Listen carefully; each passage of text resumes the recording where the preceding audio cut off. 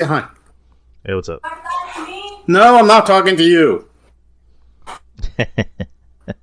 Jeez. Sounds like you're having a busy day. I mean, you can tell someone 100 times you're doing a show at 2 o'clock and it doesn't get through. This sounds about right. What are you up to? About 2:50. Interesting. No, I mean, like, how's your day going? This is my day. I woke up around 11:30.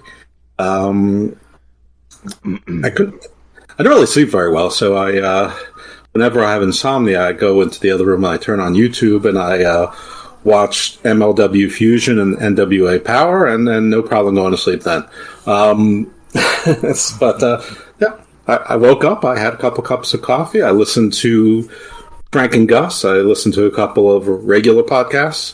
I started Soup, but then saw it was 2.5 hours, and I'm like, yeah, no, I'll save that. And that's it. I've been fucking around on Twitter, just waiting for this lovely time to roll around so that we can entertain the people and maybe get some interaction and have some, maybe even a few people who are alone on Christmas Eve can join us and not be alone. Right. We'll fill that gap that everyone's missing at Christmas. Spread a little Christmas doom. And Jeff will fill in that gap, if you know what I mean. That's right. Damn right I will. That's why they call him Evil Dose. That's right. 2 times. Double up. Boom. Boom. That's the whitest way I've ever heard that song. Well, I am the whitest person. Baby got back, and it ain't no lie. That's right. Listen, my anaconda don't want none unless you got buns on. Goddamn right. Well, I guess we should already start. The chat room starting to fill up a little bit. Let's see. RJ's in the chat room. What's up, RJ? Brother. Let's see. Diamond Dirk. What's up? Lightning 116. Maurice Bear. CM Goof. What's good, guys? Wow. You know everybody. I mean, I don't know everybody. I just know most people. Very popular. I wouldn't call myself popular. Is it because you're so adorable? I don't think I'm popular, personally. Huh. Well, I know I'm not, so I mean, maybe it's all by comparison. I don't know. I mean, I think you're pretty well off. Oh, thank you. I think I'm better known than better liked. I mean, I'd rather be better known. Like, I don't know. I wouldn't know what to do with that kind of popularity. Listen, when you're trying to take over the world through force, you don't exactly have to make friends along the way. Yeah, you're not wrong about that. Yeah. But yeah, we're already recording. We're just gonna start already. Hey guys, Merry Happy Christmas Eve. There's a lot of noise going on Jeff's end. I don't know what that is, but welcome to the show. Welcome to this part dose of this crossover with Garden of Doom and my show, Drew Ari's show, Garden of Drew. The Garden of Droom. Droom. But whatever you want to call it, I don't care. I'm not your dad. But welcome to the show. Happy Merry Christmas Eve. I see people are here spending Christmas Eve with us. Why you're doing that? Wait, you're not my father? Not whose father? Mine. No, I'm not your father. Yeah. Oh. That changes everything. We did a DNA test. I'm not your father. Mm-hmm. It's Kevin Castle's your father. You know, it should have been my first clue, you being about 23 years younger than me. Or maybe I'm a time traveler. You don't know. You're right. I don't know. You're back in play. Right. So the hunt is still on. But how's everybody doing today? How's everybody's Christmas Eve so far? Where are they going to answer? So Goof is saying his Christmas was canceled because of frigid temperatures. Yeah, Chicago. Aww. If you're out in the east, that sounds pretty bad. Really. How's the weather doing where you're at, Jeff? Me? It's cold as shit. But I don't leave the condo unless I have to organize my forces for violence. So, fine. Yeah, you're in Baltimore, so that just sounds like another Tuesday.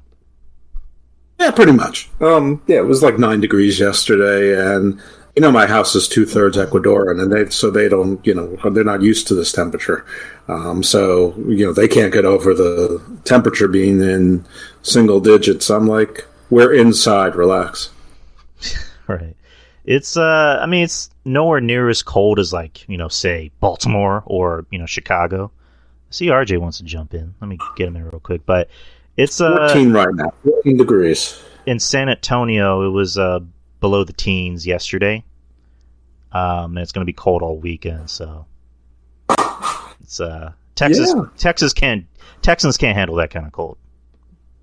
No, in fairness, not a lot of people can handle this kind of cold. I mean, we're not really made for this. But I think it's supposed to be like 50 in a week, which is weird. It's not snowing here. We have electricity. There's a lot of people around here that don't have electricity. There's lots of places where there's tons of snow. We're not traveling, so we're not impacted by all the flights being canceled and hotels being overbooked and all that other stuff. So, my hermit lifestyle once again pays off. Right. And Dirk is saying, unfortunately, Shaheen has no power. Man, that sucks. That sucks, man. That's so unfortunate. I wish I should stop right now. Shout out to Shaheen. Hope you're doing all right. RJ is in the voice thingy with us. What's up, man? What's going on, guys? What's up, Brooklyn Savage? Nothing much. Just taking a day off from being a savage. You gonna tell us any urban legends from New York today? No, not today. I'm not going to tell you the story about how I got shot 27 times and lived. Oh, you just did. I got to tease you just a little bit. Okay. All right. But I just wanted to just throw my head in and just really just enjoy the show with everybody else and just say hello. Stop by. I'm out with family right now, so just trying to enjoy that. Nice little family time. It's rare nowadays, but just trying to enjoy that. So, RJ, is that a story of how someone can simultaneously have really good aim and really bad aim at the same time? Absolutely. Is it kind of like that one time where you went to that harem full of thick white girls and lived? Oh yeah. I mean, hey, sometimes it's a battlefield out there, ladies and gentlemen. It really is, That's not called a harem. That's called a trailer park. I said thick white girls. I know what you said. I heard thick. Oh man, that'd be fat. There's a difference between fat and thick, Jeff. Yeah, I'm not really sure that there is, to be honest with you. Oh no, there is. Trust me. I'm seeing the slippery slope where a lot of things are being called thick. I know.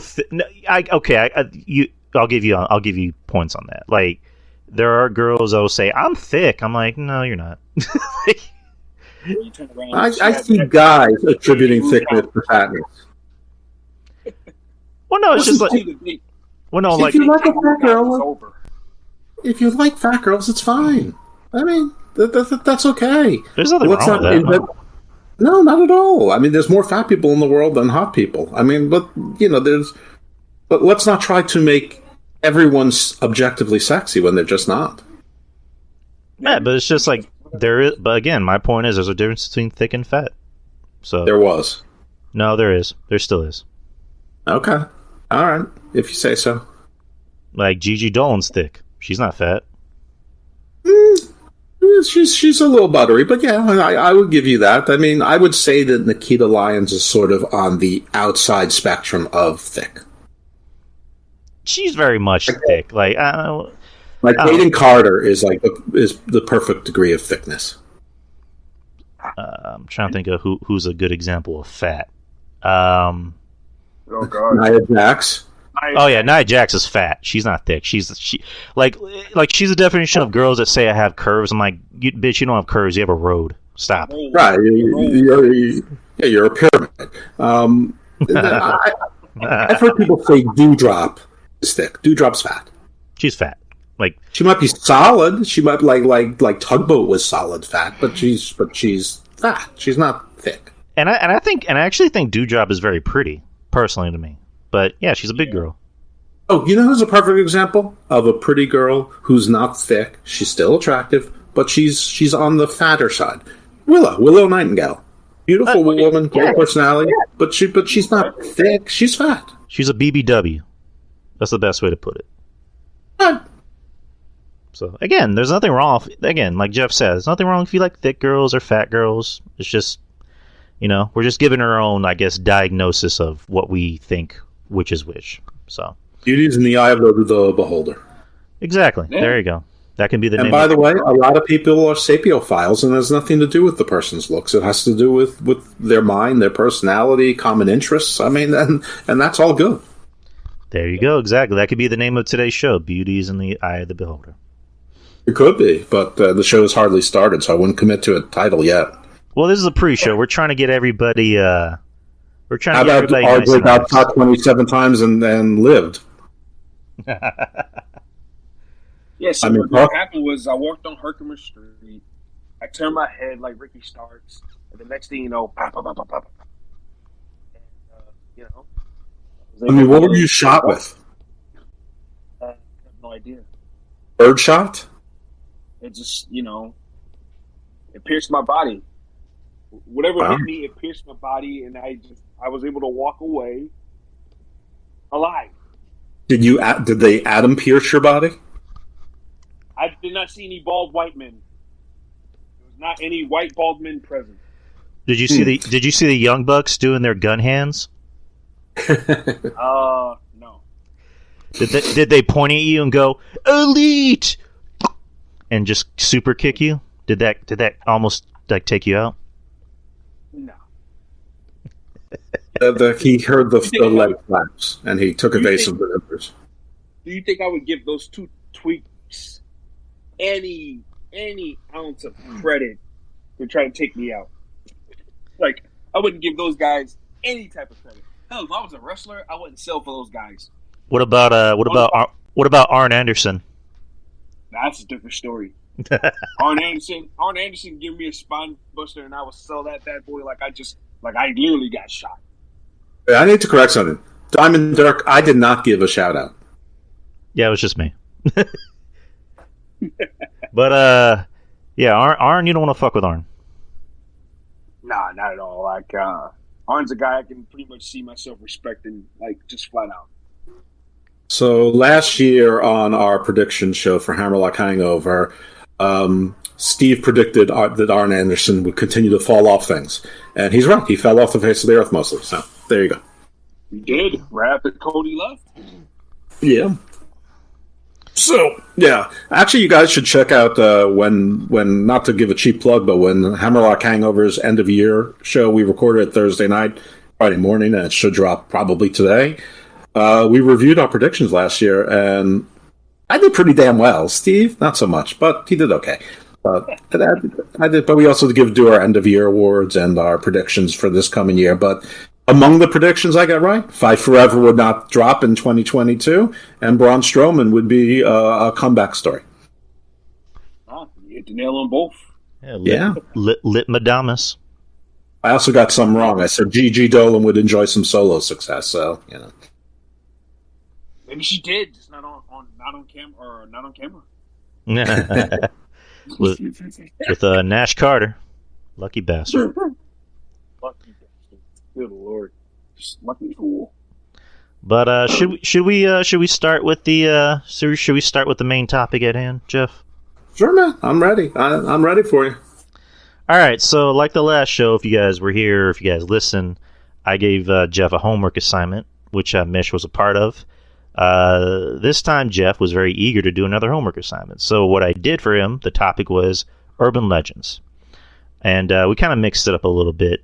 So it wasn't just like regular urban legends, like the stuff we already know about. It was kind of stuff on Jeff's end, Washington, Baltimore urban legends.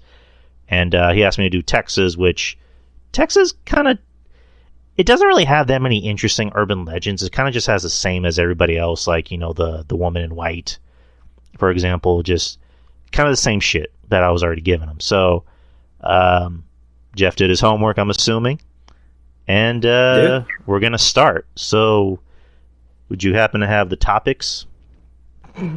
You want to start with the list that you gave me? I just figured that you would tell me, but I have your list, so let me just pull it up. Oh, it looks like you sent me Messenger. You want to start? I have my phone on mute when I do shows, so I didn't even know that. The answer is yes. I would like to start. All right, go ahead. I am. All right. So here was your list. You did Skinwalker, Mothman, La Llorona, El Cucuy, Vanishing Cucuy. Well, it pronounced lots of different ways. Vanishing Hitcher, Black-Eyed Children, Wendigo, and Bloody Mary. So why don't you just go in what order, just so in case I have notes or whatever, you can see if you can throw me off. You can test me. All right, I have my list right here. So let's just start from the top. Let's start with Skinwalker. Okay. So the Skinwalker is pretty cool, and a lot of people sort of confuse the Skinwalker with the Wendigo, and I mean they're sort of similar, but they're very different. So the Skinwalker is mostly attributed to the Navajo tribe, or we call it Navajo, as I believe they pronounce it themselves as Dene. In any event, so everyone's heard of Skinwalker Ranch, and it's not a coincidence. So that name has its origin because the Navajo were losing the war to the Utes, not the Uses, the Utes, and so they put a curse on this stretch of land, which is sort of near the Four Corners area, which is Utah, Colorado, Arizona, and I think Nevada. And the curse was that there'd be less skinwalkers there, so that the Utes would not travel any further past that. So the Skinwalker Ranch occupies that stretch of land. So that's the reason for the name of it. Skinwalker Ranch is associated with lots of things. Anyway, the Skinwalker itself, it is an act of intent. So generally speaking, a Skinwalker involves a shaman or medicine woman. And not all shamans are medicine people. They're not all medicine men or medicine women, and not all medicine men or women are shamans. But it's sort of like if you were a priest and also a doctor, which is possible, but they're two different skill sets. Anyway, if a shaman or any magician uses intent to transform into a skinwalker. So there's a ritual to it, and it's something that you do on purpose. So there's a few schools of thought. One is that it's sort of like the Norse berserker, that you took basically some hallucinogens, some mind-altering substances, and you just went wild. That's sort of like a science version, a conveniently westernized version of it. The two other schools of thought are that you actually transform into a four-legged animal. And the words in the original Dene translate to something like, they accomplish their goals on all fours, or by any means on all fours. So it literally means a four-legged animal, mostly associated with a coyote, a wolf, a deer, which is sort of where the Wendigo thing comes into play, even though the deer is not exactly part of the traditional Wendigo, and we'll get to that later. So a skinwalker is not exactly a werewolf, but it can be, but the person retains their mentality. They may get more wild, they might have more preternatural or animal instinct, speed, strength, sight, agility, their senses are heightened, etc., but they still have their intent. And so you're doing it on purpose, for a purpose. The other is that you don't actually transform into the animal itself. You put on the skin pelts, and you sort of take on the qualities of that animal, but it's still intentional, and you can transform back and forth, basically at will. But it's black magic, basically. It's evil intent. So that's what a skinwalker is. Now, there's skinwalkers all throughout the world, usually associated with witches. But in this case, we're talking about a particular type of skinwalker, and again, that's mostly southwestern United States. So it may be relevant to note that the Navajo probably did have some association with the Algonquin long time ago, and moved south from sort of northwestern Canada into the American Southwest. It's now the American Southwest, or the U.S. Southwest anyway, about 700 or 800 years ago. Huh. That's interesting. Interesting facts. Yeah, the Skinwalker. I'm trying to remember where else I might have heard it from. I think it might be a Texas thing, if I'm not mistaken. I know it was on episode of Supernatural, and it was in other things. I think it was on like Ghost Adventures, or one of those like random ass travel channel shows. But next topic is Mothman, which there was a movie called Mothman. Was it the Mothman Conspiracies or Mothman? Or was it just called Mothman? Prophecies. Mothman Prophecies. There you go. Which that was a good movie. It was a kind of a freaky movie. But Jeff, what was your research about the Mothman? All right. So the Mothman's pretty cool. The Mothman oftentimes gets sort of conflated with the Slender Man and the Smiley Man, and there's a lot of relationships between the two, especially with what's the guy's name? It's like Enoch Cole or Enoch Cold, the name. It's not exactly clear whether he's the Mothman or the Smiley Man. But the Mothman, this actually originates from a place called Point Pleasant, West Virginia, where at some point in the mid-'60s, this village was apparently, or town was terrorized by the Mothman. So the way I picture the Mothman is sort of like, the gray gargoyle from the superhero comics.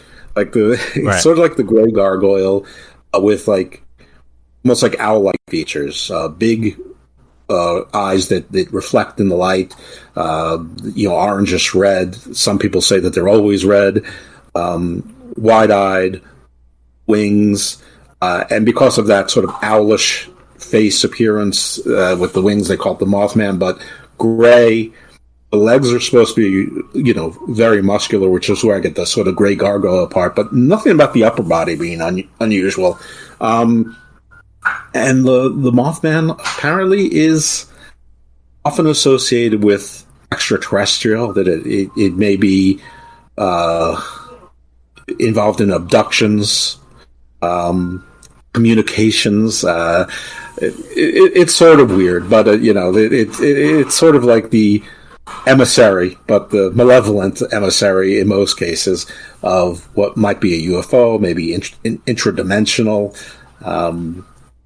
supernatural, but it is mostly appear in a tunnel or in the distance, and the name Mothman got memorialized. Now there was that story with, I forgot the guy's name, but his car got stopped, and like the Mothman came up to him and introduced himself as, again, I'm probably getting the name wrong, but it's like Enoch Cole, something like that. Mm-hmm. And apparently they had an ongoing relationship, in that, not like they dated, but like they see each other from time to time, and they bring him back and forth to the mothership or wherever the Mothman was from, and there was more benevolent than malevolent, or at least neutral. But that's the Mothman. But so since then there's been sort of stories from around the country and then even the world where the Mothman has repeated itself. I like to think that it's sort of like the Falcon suit, like sort of the combination between the Falcon and Star-Lord suit, mm-hmm. And it is it's like a one-man, uniform suit that comes down from an extraterrestrial vehicle and, is sort of tormenting or, enriching the lives of others. But that's your Mothman. So, was it like the movie where the Mothman would only show up before, like like any like tragic events, or was that just the thing for the movie? That was more for the movie. But it is associated with abductions, and usually abductions are associated with UFO abductions. But, if you want to go, Old Testament, it could be, like Ezekiel or Enoch or, Muhammad or whatever, sort of taking visitations to beyond the firmament, if you like. So essentially, the Mothman is something that's been around since the dawn of time. Well, I guess it depends on how you look at it. But the original Mothman stories are from the 60s. It's here 64, 66. So there's no specific Mothman stories before that. But, if you look at enough statues and bas reliefs and images and cave paintings and whatever, there are things that could easily pass for the same being. But, I don't know if that's just the same as... you can look at some of the inscriptions and drawings and carvings and petroglyphs, in Mesoamerica, and look at the ones in, ancient, the Near East or Middle East or Egypt, and they look the same, and say it's the same thing. So who knows? Don't really know, but the actual Mothman itself is from the 60s. All right. Next one, La Llorona, the woman in white. There's been plenty of stories about her. There was a terrible movie about her. She's been on different television shows like Supernatural and Grimm. What can you tell me about La Llorona? Okay, well, we talked about the woman in white in the last crossover show, and it's really the same thing. La Llorona is sort of the south of the Rio Grande version. It's not limited to Mexico, but it does seem to be mostly north of Panama, and mostly in Mexico. And La Llorona is a woman that lost her children. How? There's a variety of different stories. One is that she was raped and the father killed them. One is that she was cheating and she or the father killed them in shame. One is that another is that they just died. Another is that she killed them, and that's probably the most popular one, that she killed her own children in madness. And then after sort of waking up from her postpartum depression or madness, her grief was so strong that she killed herself. But the operative thing is a loss of children or a perceived loss of children due to something tragic, killing oneself or being murdered. And because a lot of ghost stories they're sort of tethered, there's hooks to a particular area or event, that she wanders wailing at night. There's some associations also with the Irish Banshee myth, which is also a woman who scoops up children, which goes back all the way to the old Lulu myths of the sort of the harpy children of daughter monsters, Adam's first wife, who basically steals kids from birth. A lot of these things are metaphors or allegories for stillbirth and the amount of women and kids who die in childbirth. I mean, pregnancy, it's still pretty damn dangerous, but up until about 150 years ago, it was really dangerous. Chances are somebody was dying in childbirth, whether it was the child or the mother, which might explain a lot of the polygamy things and the be fruitful and prosper and, the patriarchy. But going a little deep here. Anyway, La Llorona, basically she's a ghost wailing who wants children to replace her loss. And, she may just abduct yours, so watch your kids. Hide your kids, hide your wife. Next one that I'm kind of familiar with, not too familiar with, is El Cucuy. Okay, well, this is sort of an easy one. It's a boogeyman. This is also Latin American, mostly south of the Rio Grande and the northern part of South America. There's the cuckoo, the coco, cucuy, cucoy. It's pronounced different ways in different places: Cuba, Costa Rica, Colombia, Mexico. But basically, it's a boogeyman. It's a story to keep your kids in line. Two versions of the cuckoo, whatever you want to call it, is that one is that it's sort of like trollish, but it has one very large ear, so it can hear everything. The other is that it has two very large ears, but more or less humanoid. a little stocky, a little maybe, ogreish, but, normal skin, just like maybe like a Mr. Hyde kind of ugly guy. So but the big version is if the parents scream too much at the kids, the cuckoo knows that the kids are being bad, and it'll abduct the kids and take them, to its mountain lair, basically like Jack and the Beanstalk, or in the Russian forest, Baba Yaga. It's a boogeyman. It's a method to keep kids. Yeah. If you want to scare your kids, the Kukui is going to come and get you if you're not good. Or John Wick. You have to kill his dog. When you said Baba Yaga, I thought John Wick. He's like, he's not exactly the boogeyman. He's the guy you sent to kill the fucking boogeyman. I love that one. This one sounds kind of similar to La Llorona. The next one is Vanishing Hitcher.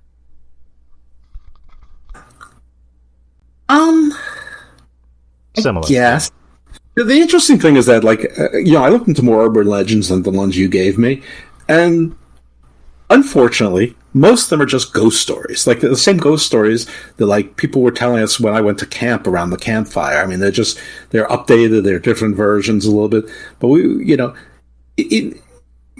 basically they're things to make stuff that at one point were considered safe, or still considered safe, and make them feel unsafe.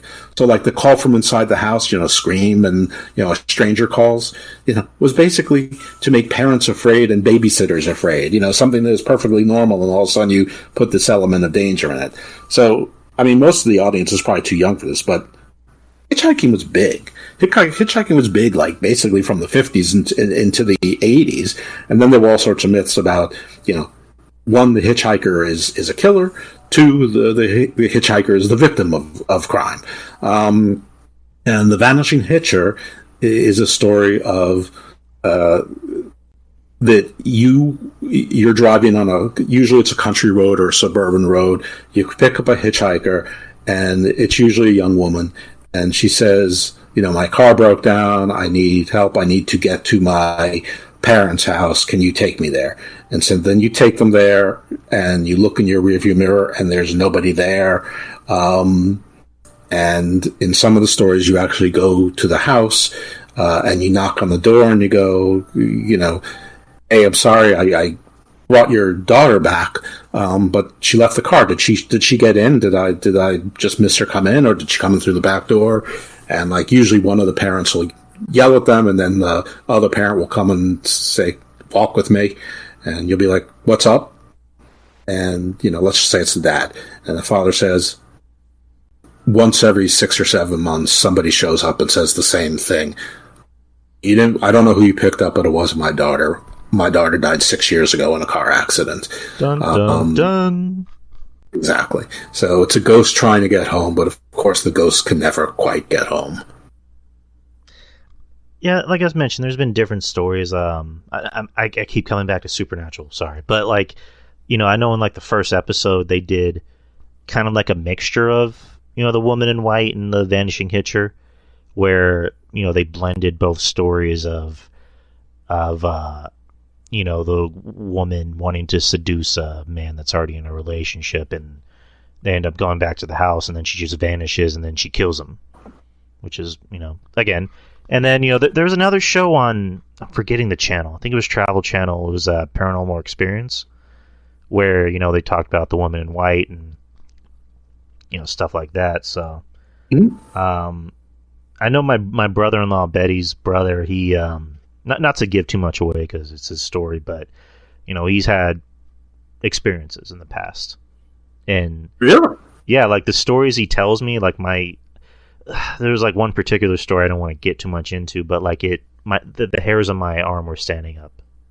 That's how freaky it was. So, well, the Vanishing Hitcher story hits me hard, and I'll tell you why. Not because anything like that happened to me, but I don't remember exactly when it was. But I was with my parents and my brother, so obviously we're kids. I mean, maybe we were, I was probably a young teenager. My brother was probably, somewhere between 9 and 11, something like that. There's 3 years between us. And we were driving somewhere in New England. And my parents used to love taking weekend drives. We skied a lot, but sometimes they just want to go to the foliage. I have a feeling, in hindsight, maybe maybe they wanted to get hotel rooms and have a little privacy. I don't know, but whatever it was, I remember once my father stopped and picked up a hitchhiker, and like we're all saying no. And my mother's like, "No, don't do it." And he's like, "Well, what can happen? The person needs a ride." Blah, blah, blah. And my father's still that way. He's still sort of that goofy, friendly, what can happen kind of guy. Mm-hmm. And he picked up the hitchhiker, and we took the hitchhiker to wherever they go, and nothing happened. And then on our way back driving, the hitchhiker was still back in the same place where we picked them, like we're hitchhiking again. So I don't know if they just decided that they didn't kill kids, or they were, a group of 4 was too much to deal with. But something wasn't kosher there. That was like a near miss, I think. I don't think they got to where they were going. Then they decided to make a return trip, and then decided to turn around and go back to the direction from whence they came. Something was up there. I kind of have a story similar to that. It doesn't have anything to do with hitchhiking, but I guess it's helping out a stranger. So I wasn't personally. Never help strangers. I'm sorry. Never help strangers. Oh, I don't. But I actually wasn't here when this happened.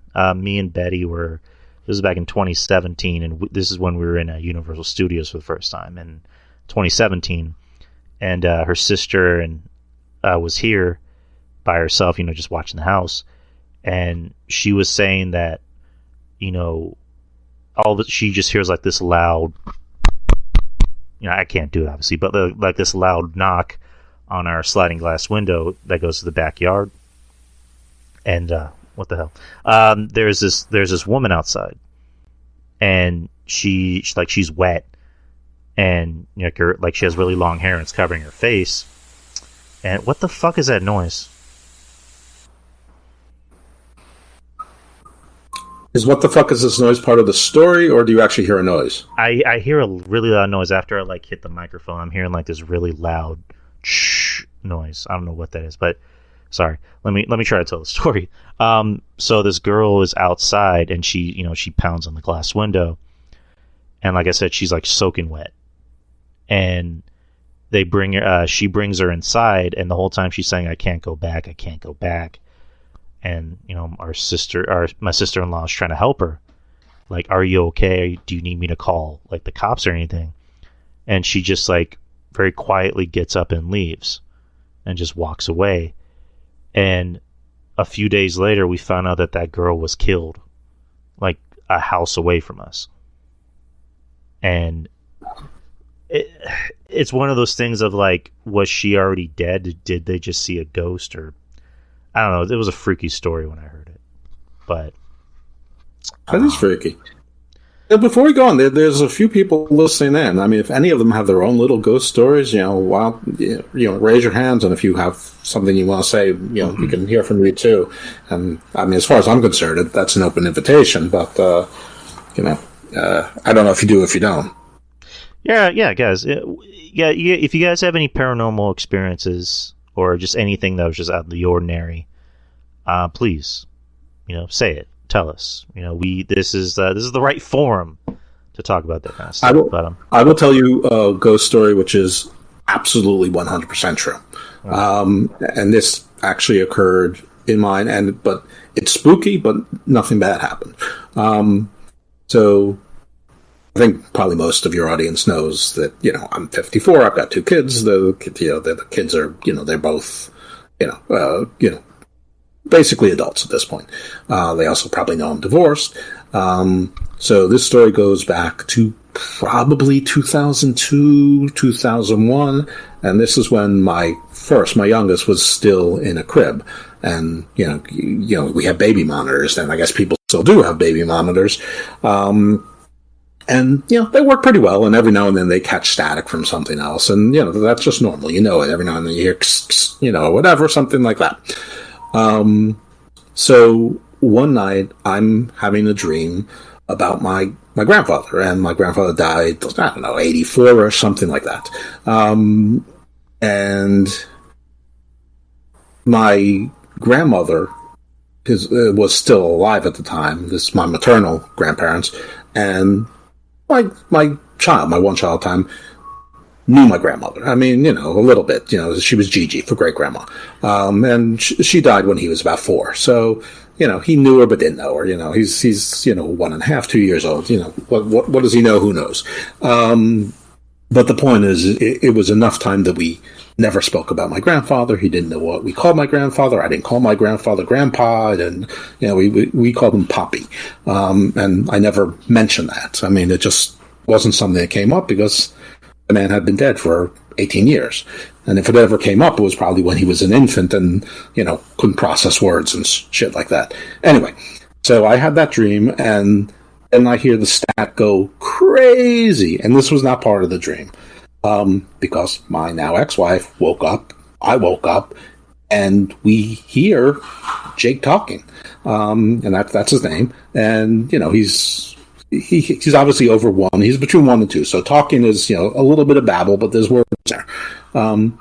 So he's like saying something like, "Hi, how are you?" Something like that. And we run in there. We're like, "What's going on? Who are you talking to? Are you all right?" And he goes, "I'm okay. I'm great." That's what he said. He goes, "I'm great." I said, "Okay, well, that's cool. Or not that's cool, but terrific. But who are you talking to?" "I was talking to Poppy, and he was just saying he wanted to meet me, and he was glad I was doing great." Oh.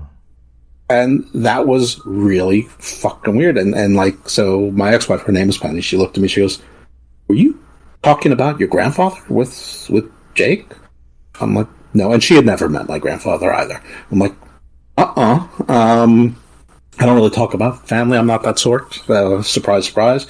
And I'm like, "Were you?" She's like, "No, I don't think I've ever mentioned his name." And it was just really weird, and we were really freaked out, and I'm still a little freaked out of it today. And the static is what woke us up. So, they say when a ghost comes in the room that, sort of your electricity goes crazy. They also say it goes cold, but maybe that's for an evil ghost. Obviously, this wasn't an evil ghost. It just seemed like he wanted to check in, see how my life was going, and meet his great-grandchild, and he did, and then he's like, "Yep, going back to rest." You know what? Something similar like that happened with my family. It didn't happen to me because I haven't seen anything. I've never seen any ghosts. I think the closest I've been to a paranormal activity, pun intended, is just I would feel things, but I never actually seen anything. My actual brother, my brother-in-law, and my blood brother, they both see things. And my dad's family. What was that? I see dead people. Yes. No, my brother Michael legit sees ghosts. Ever since he was a kid and to this day, he sees things. And why hasn't he been on my show? I don't know. I'll ask him. I'll ask my brother, "Do you want to be on Jeff Lippman's show?" And he's going to be like, "What the fuck's a Jeff Lippman?" But no, I don't know. I don't think my brother likes talking about that kind of stuff, but I'll bring it up to him. Trust me. All right. I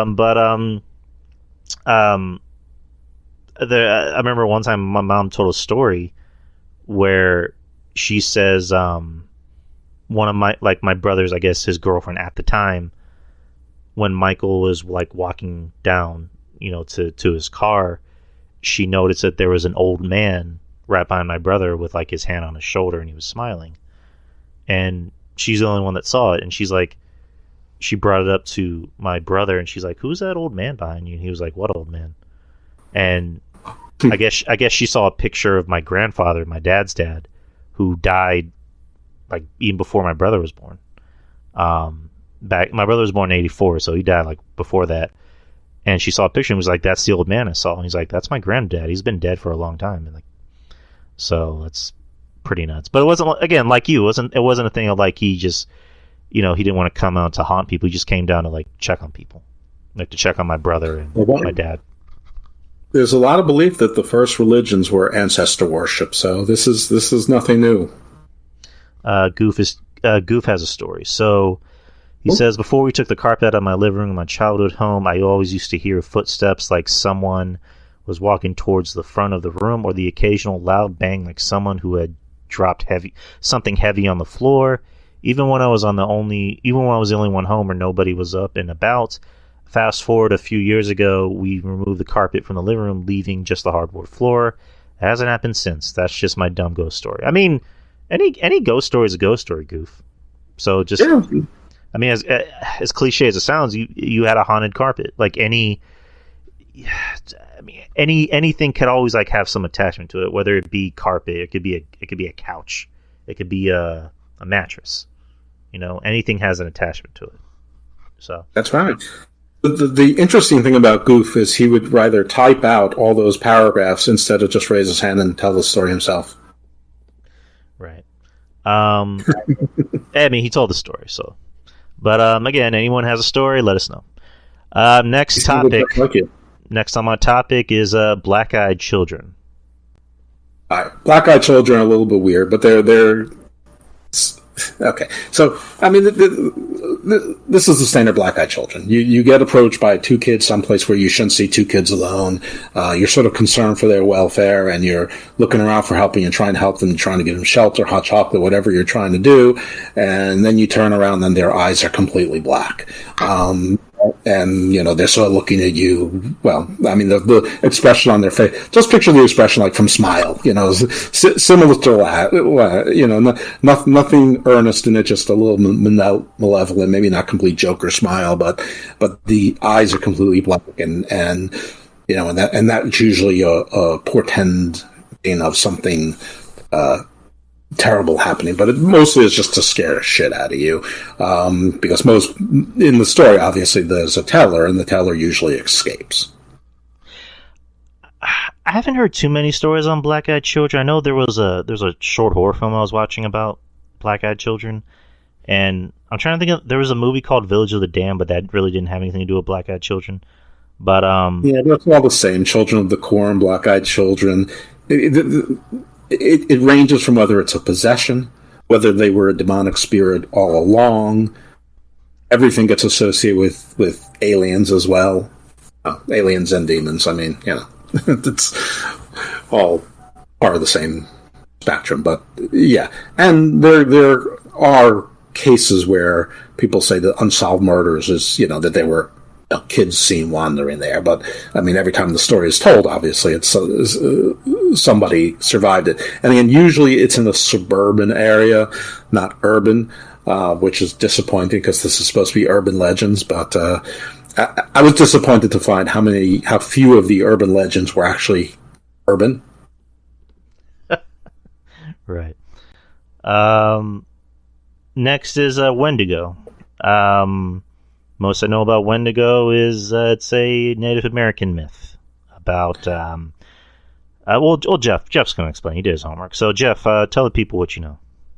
I love the Wendigo. Everyone loves the Wendigo, and that's clear because they made a bunch of movies about the Wendigo. The Ritual is actually my favorite. Some people really like Antlers, which came out about a year and a half ago. I thought it was okay. Anyway, that version of the Wendigo is the popular one. The historic description isn't really that. Anyway, this is an Algonquin myth.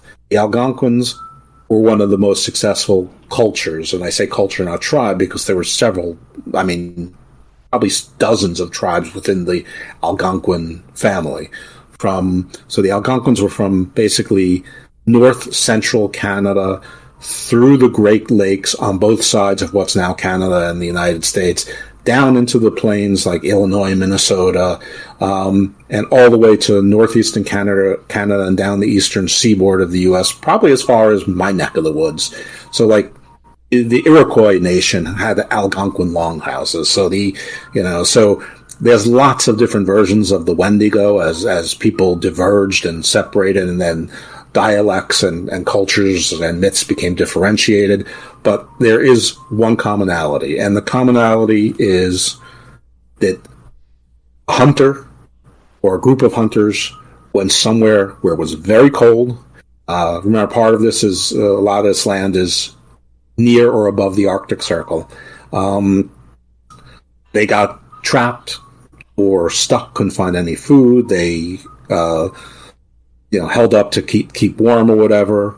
There was no food, and one of the hunters, a human ate another human, cannibalism, and to survive. And so being very cold and eating another human is the commonality. It doesn't seem to be goal-driven. It doesn't seem to be choice-driven. It happens. It's sort of, a tale against cannibalism. Or if you want to become a Wendigo, I guess it's a tale pro-cannibalism.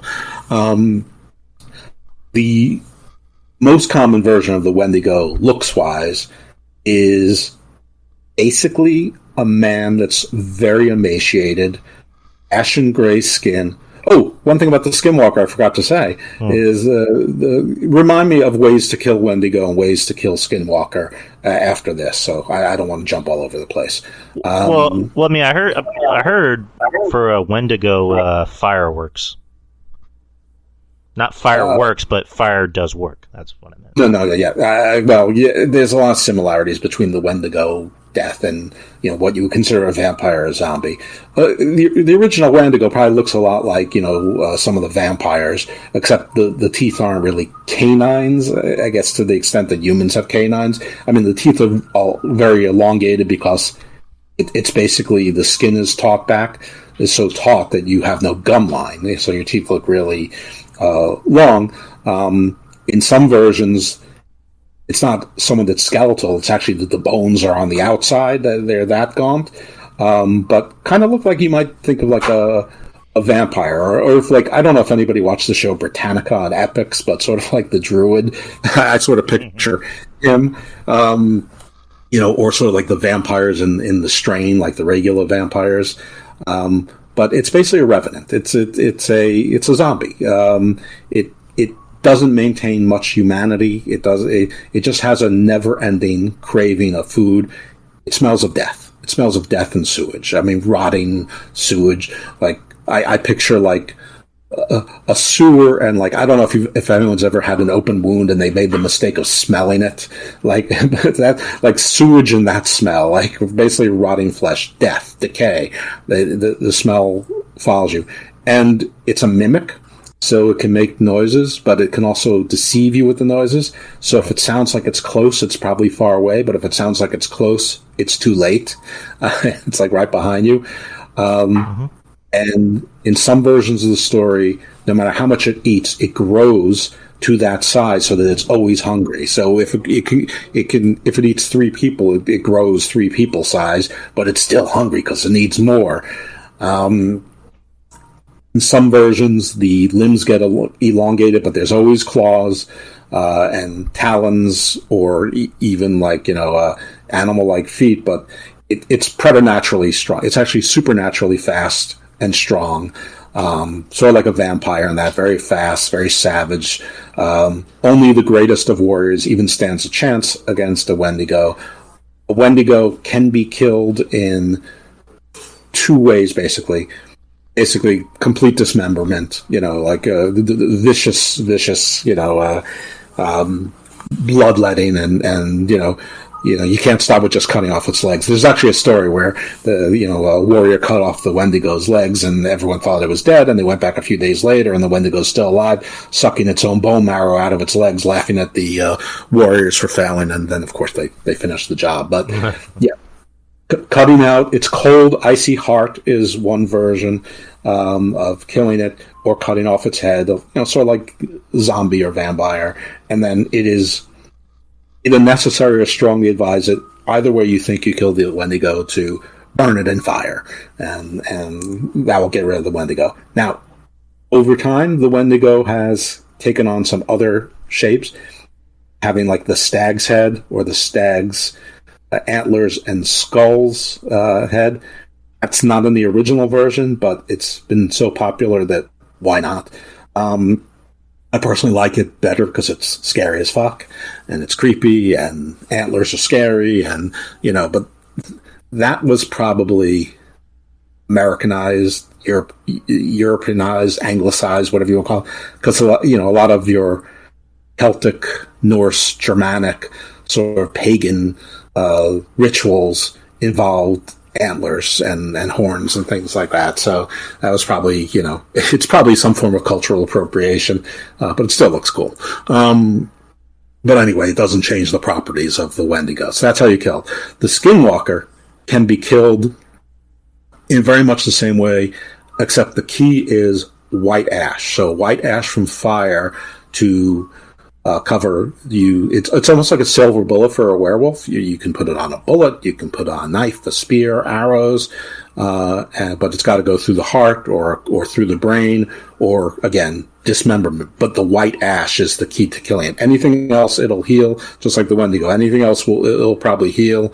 I'm not sure if, like Deadpool, if you cut off its legs, that they would ultimately grow back or reattach. Never heard that, but it could, maybe like in The Walking Dead, like it could just wander around crawling on its hands, dragging itself forward.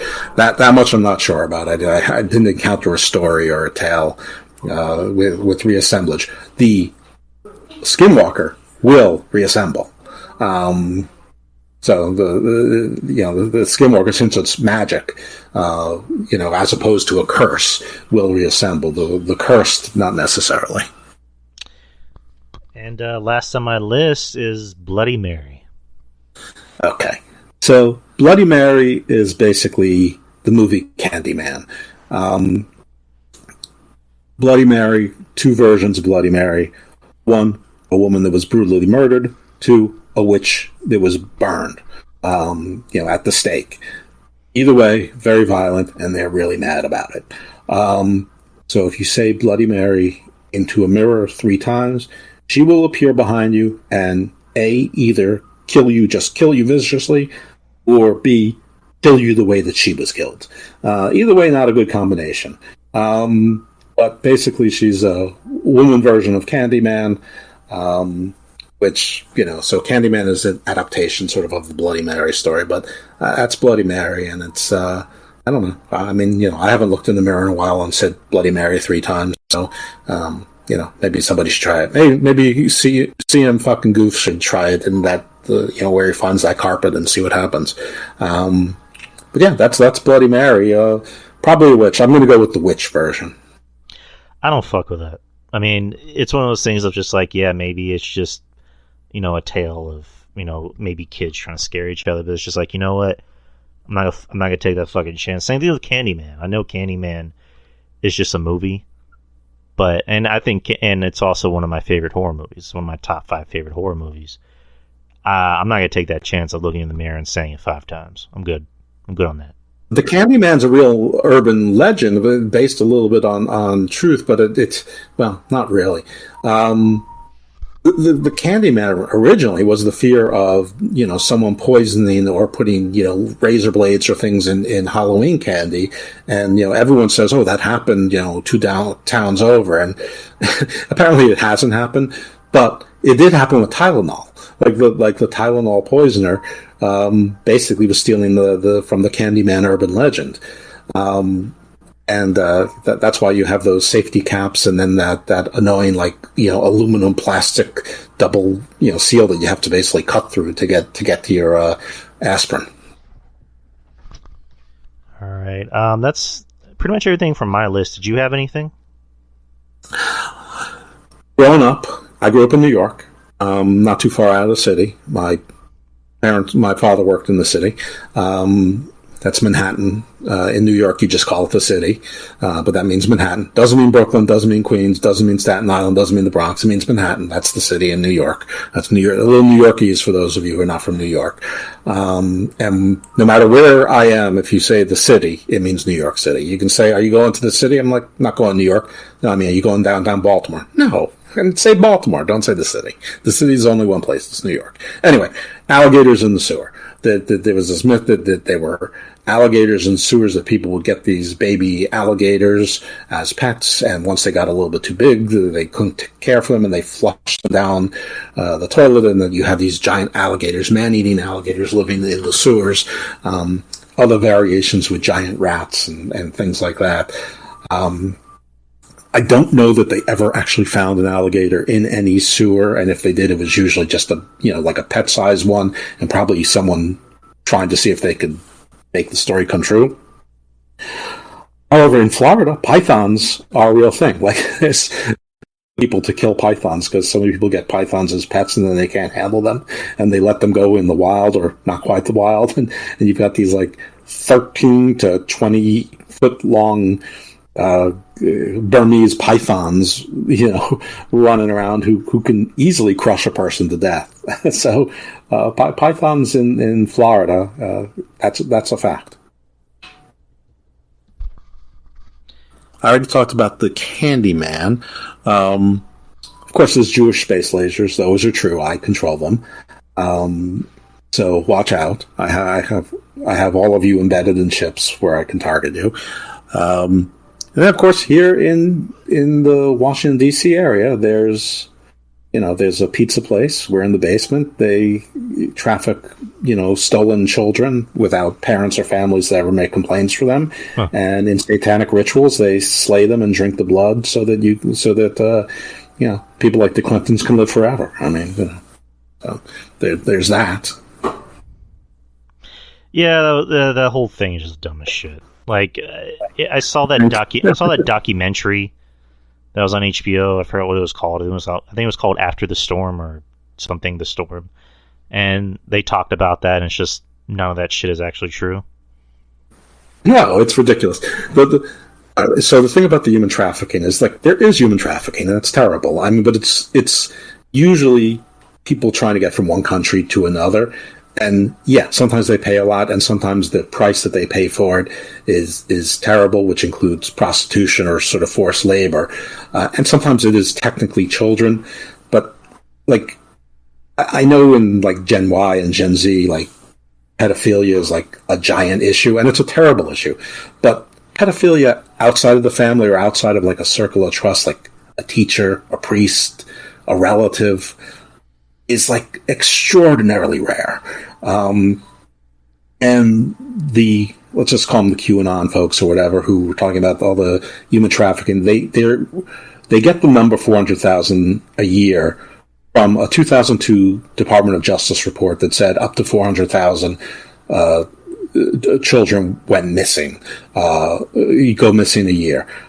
The problem with that report is that A, it's up to, but B, it counts everything. And by everything, I mean every time a dad or mom loses track of their kid in the mall and called the police, that gets counted.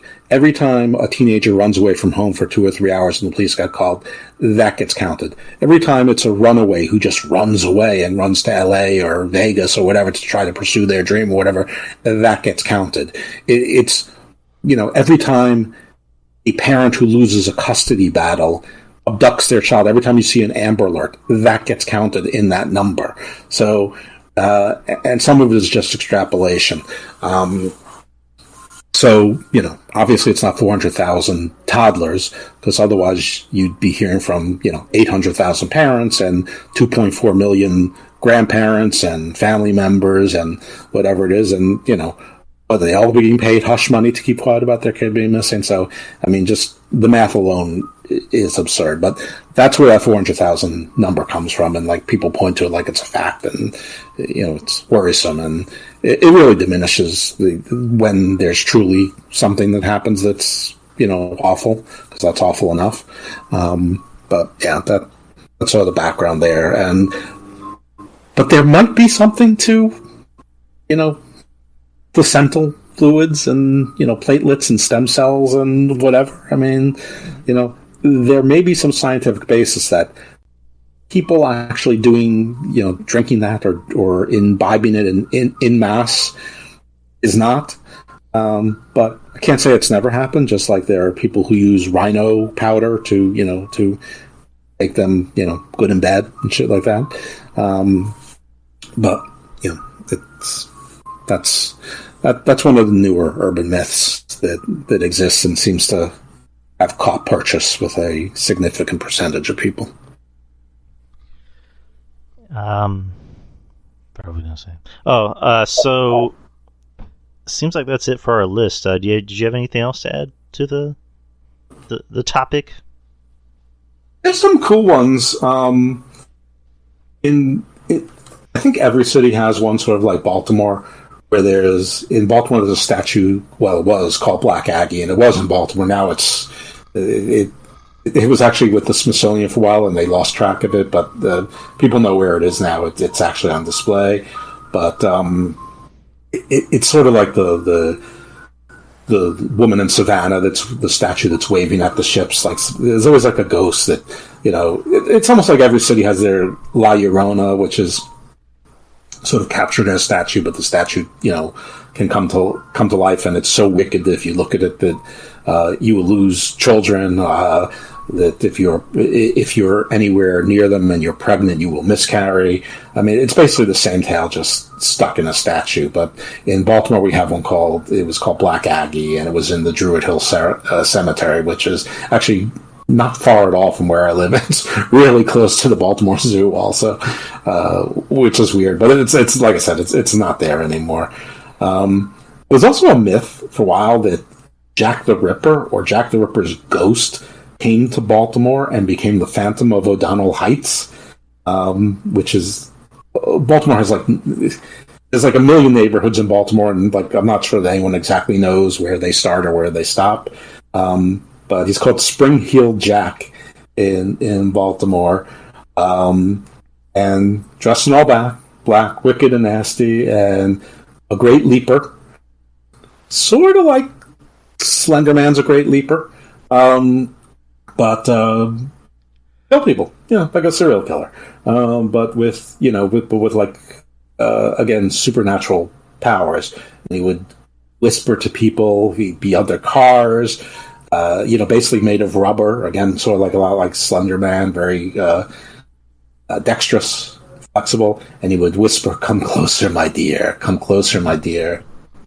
They even form residential patrols with torches and whatever to chase after him. And so they say that they chased the Phantom deep to a local cemetery, and they saw him slip into a crypt where he's never been heard from again. So that's a convenient end to that one. And then we have Carl Atticus.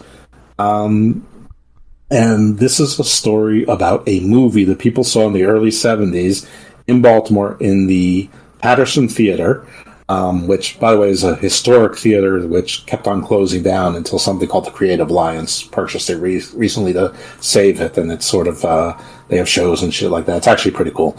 Anyway, the movie was called Mortal Remains, and people saw it and they went mad. They basically, if they saw it, they had a frenzy riot. Fortunately or unfortunately, no one can find that this movie actually existed, or that Carl Atticus ever existed, or that there were any grave robbings or the murders or the necrophilia associated with Mr. Atticus, or that there was ever a movie created this way, or that it ever showed, or that there was ever any reports of these kinds of bizarre items happening during a movie screening. So, what can I tell you? No, but all there is that there's a Mortal Remains documentary claiming it to happen, but no one can find it, even though it's called the father of the modern slasher film. That's Baltimore. Washington has its own. So there's ones that everyone has heard of. The Curse of the Hope Diamond. Everyone knows the Hope Diamond. And that if you go near it, it brings misfortune and tragedy to anyone who owns or wears it.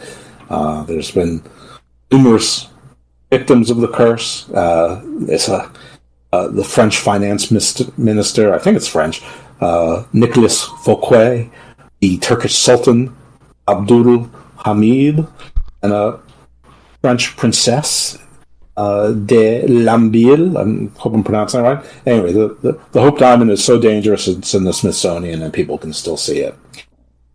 In the Capitol, there's something called the Demon Cat.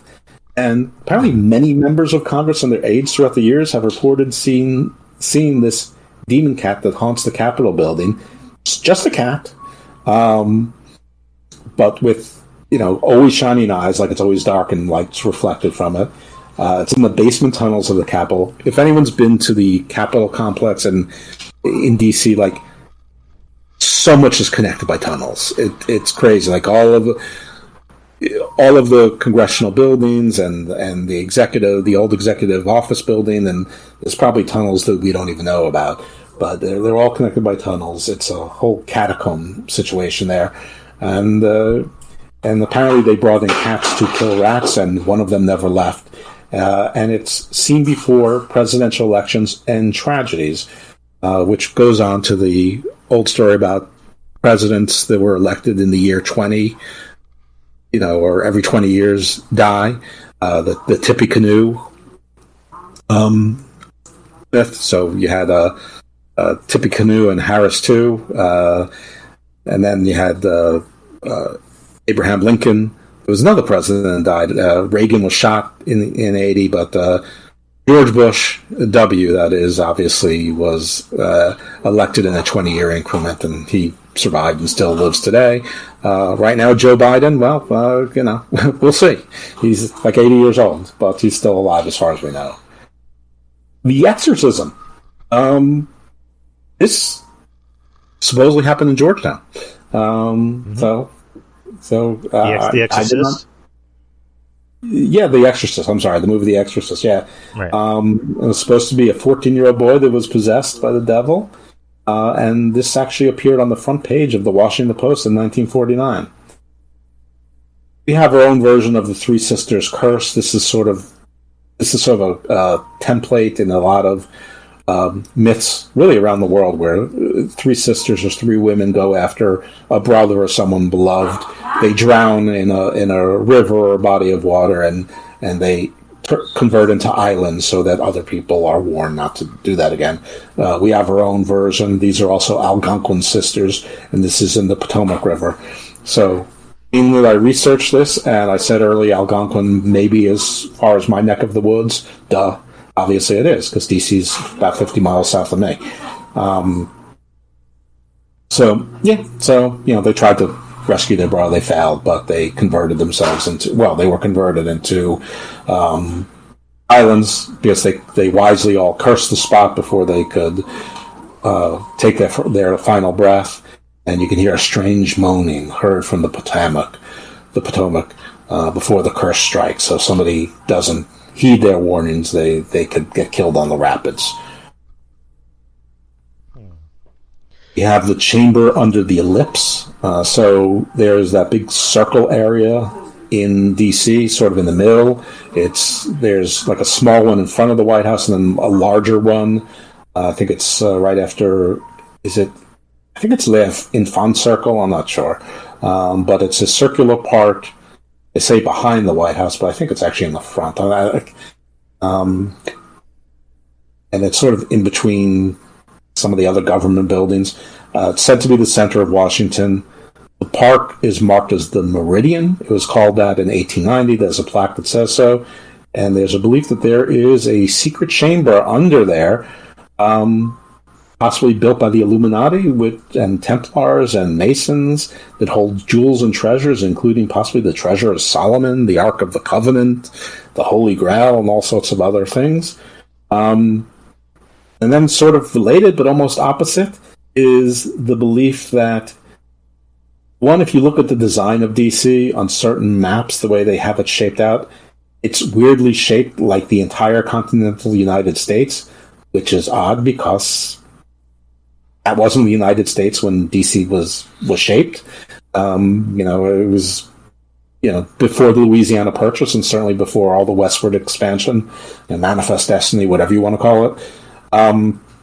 But there's also a conspiracy theory that suggests that Pierre L'Enfant was a member of the Illuminati. He's the designer of Washington, D.C., among many other cities and famous places, and that he incorporated demonic symbols into the street design, including an eye, including an inverted pentagram, which points towards the White House, and thus, that's pointing the devil towards the White House. Ooh. Ta-da. So Trump is the devil. Ah. Well, Trump's no longer the president. So, but in the conspiracy theories involving Trump is actually the imperfect vessel to defeat the Antichrist. So he's not the Messiah. He's not, but he is the opponent of the Antichrist. if you ever want to go deep into the QAnon beliefs, those beliefs actually, they didn't originate them. They existed before, but they adopted Trump as their guy, which is really strange.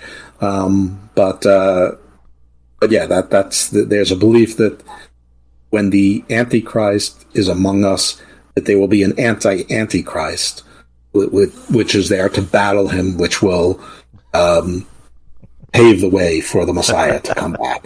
So, the Antichrist plus. Yeah, we lost half our audience on all of that. I guess I guess those are Trump fans. I don't know. It's like how every streaming service is a plus. It's like the Antichrist plus. Exactly, the Antichrist plus. Plus. The less said about Trump on the show, the better. Yeah, except this is. I mean, this is actually what Trump supporters believe. So, I mean, it's not like anti-Trump to say it. So we got about an hour 15 of content. Did you want to kind of talk about anything else, or did you want to leave on a high note? Are you assuming that we're going to go on a low note after this? Is that the confidence that you have? It's going to get worse after this. I'm fine. No, I was saying, like, did you want to kind of talk about what we were talking about in the chat, or do you want to save that for like a Patreon show? It's up to you, man. I mean, it's Christmas. I can be generous, but I can leave also and still watch SmackDown. There's, I can notify Jimmy T and see if he's around. He wanted to do 3 wrestling podcasts today, which, Jesus. If anyone knows Jimmy T, that it's almost impossible that will happen. But but I'm the eternal optimist, despite being evil dose. And I've got Christmas dinner tonight, and I want to watch. What's that guy's name? Oh, he was in Hellboy 2. He's from Stranger Things. He was Red Crimson. Red Dynamite. That Violent Night? Harbour. David Harbour. Yeah. I think that looks like awful, but in a lot of fun kind of way. Oh yeah. So speaking of movies, so I was like, we talked in the chat about, did you want to do like our favorite movies, our least favorite movies of the year? Just save that for another show. And you had mentioned that I can just read off my list and you can maybe just spark something in your head. Do you want to do that? That's fine. Yeah, that sounds cool because I don't have a very good memory. I don't think I went to the movies at all this year, so I saw so much stuff on cable and streaming services, but so many new things come out so quickly now. So I don't really remember what was this year. So yeah, why don't you do your list? I mean, I could probably tell you some of the most disappointing, but yeah, do your list and then we'll riff from there a little bit.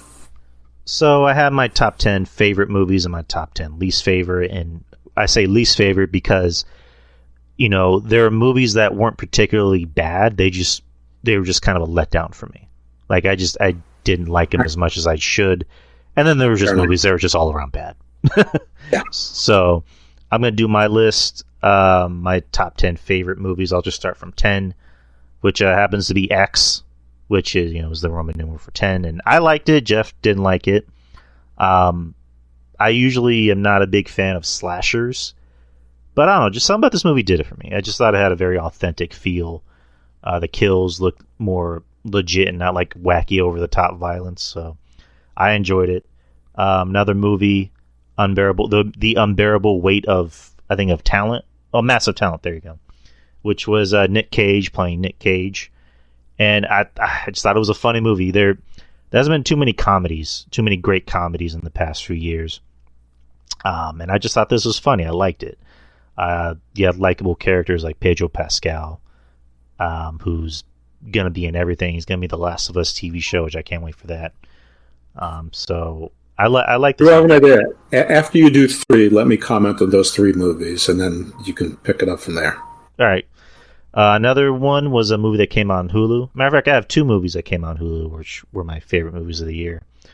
Fresh, which had Sebastian Stan, who plays the Winter Soldier in the Marvel movies, and Daisy Edgar Jones, who's kind of like the new kid on the block as far as actresses go, and she's really good in this. This is a horror movie.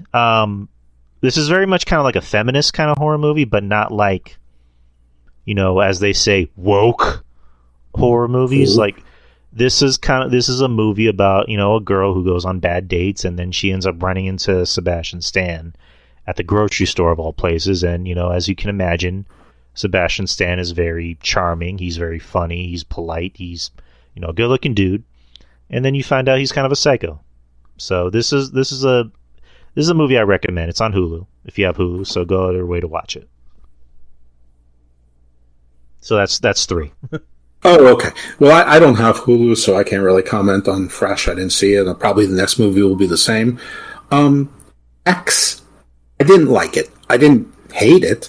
I just thought it was like a sort of an average movie. Like, there were parts I liked. I mean, I very much enjoyed the giant alligator, swallowing someone up whole. I thought a couple of the kills were good, but, good kills and good gore don't make a good movie. I mean, Halloween Kills had some great violence in it. Malignant rather, had a terrific violence scene. I mean, one of the best violent scenes ever was in that women's holding cell, but I thought it was a horrible movie. So X to me just seemed like it was okay. So many people talked it up so much that when I saw it, I thought it was just meh.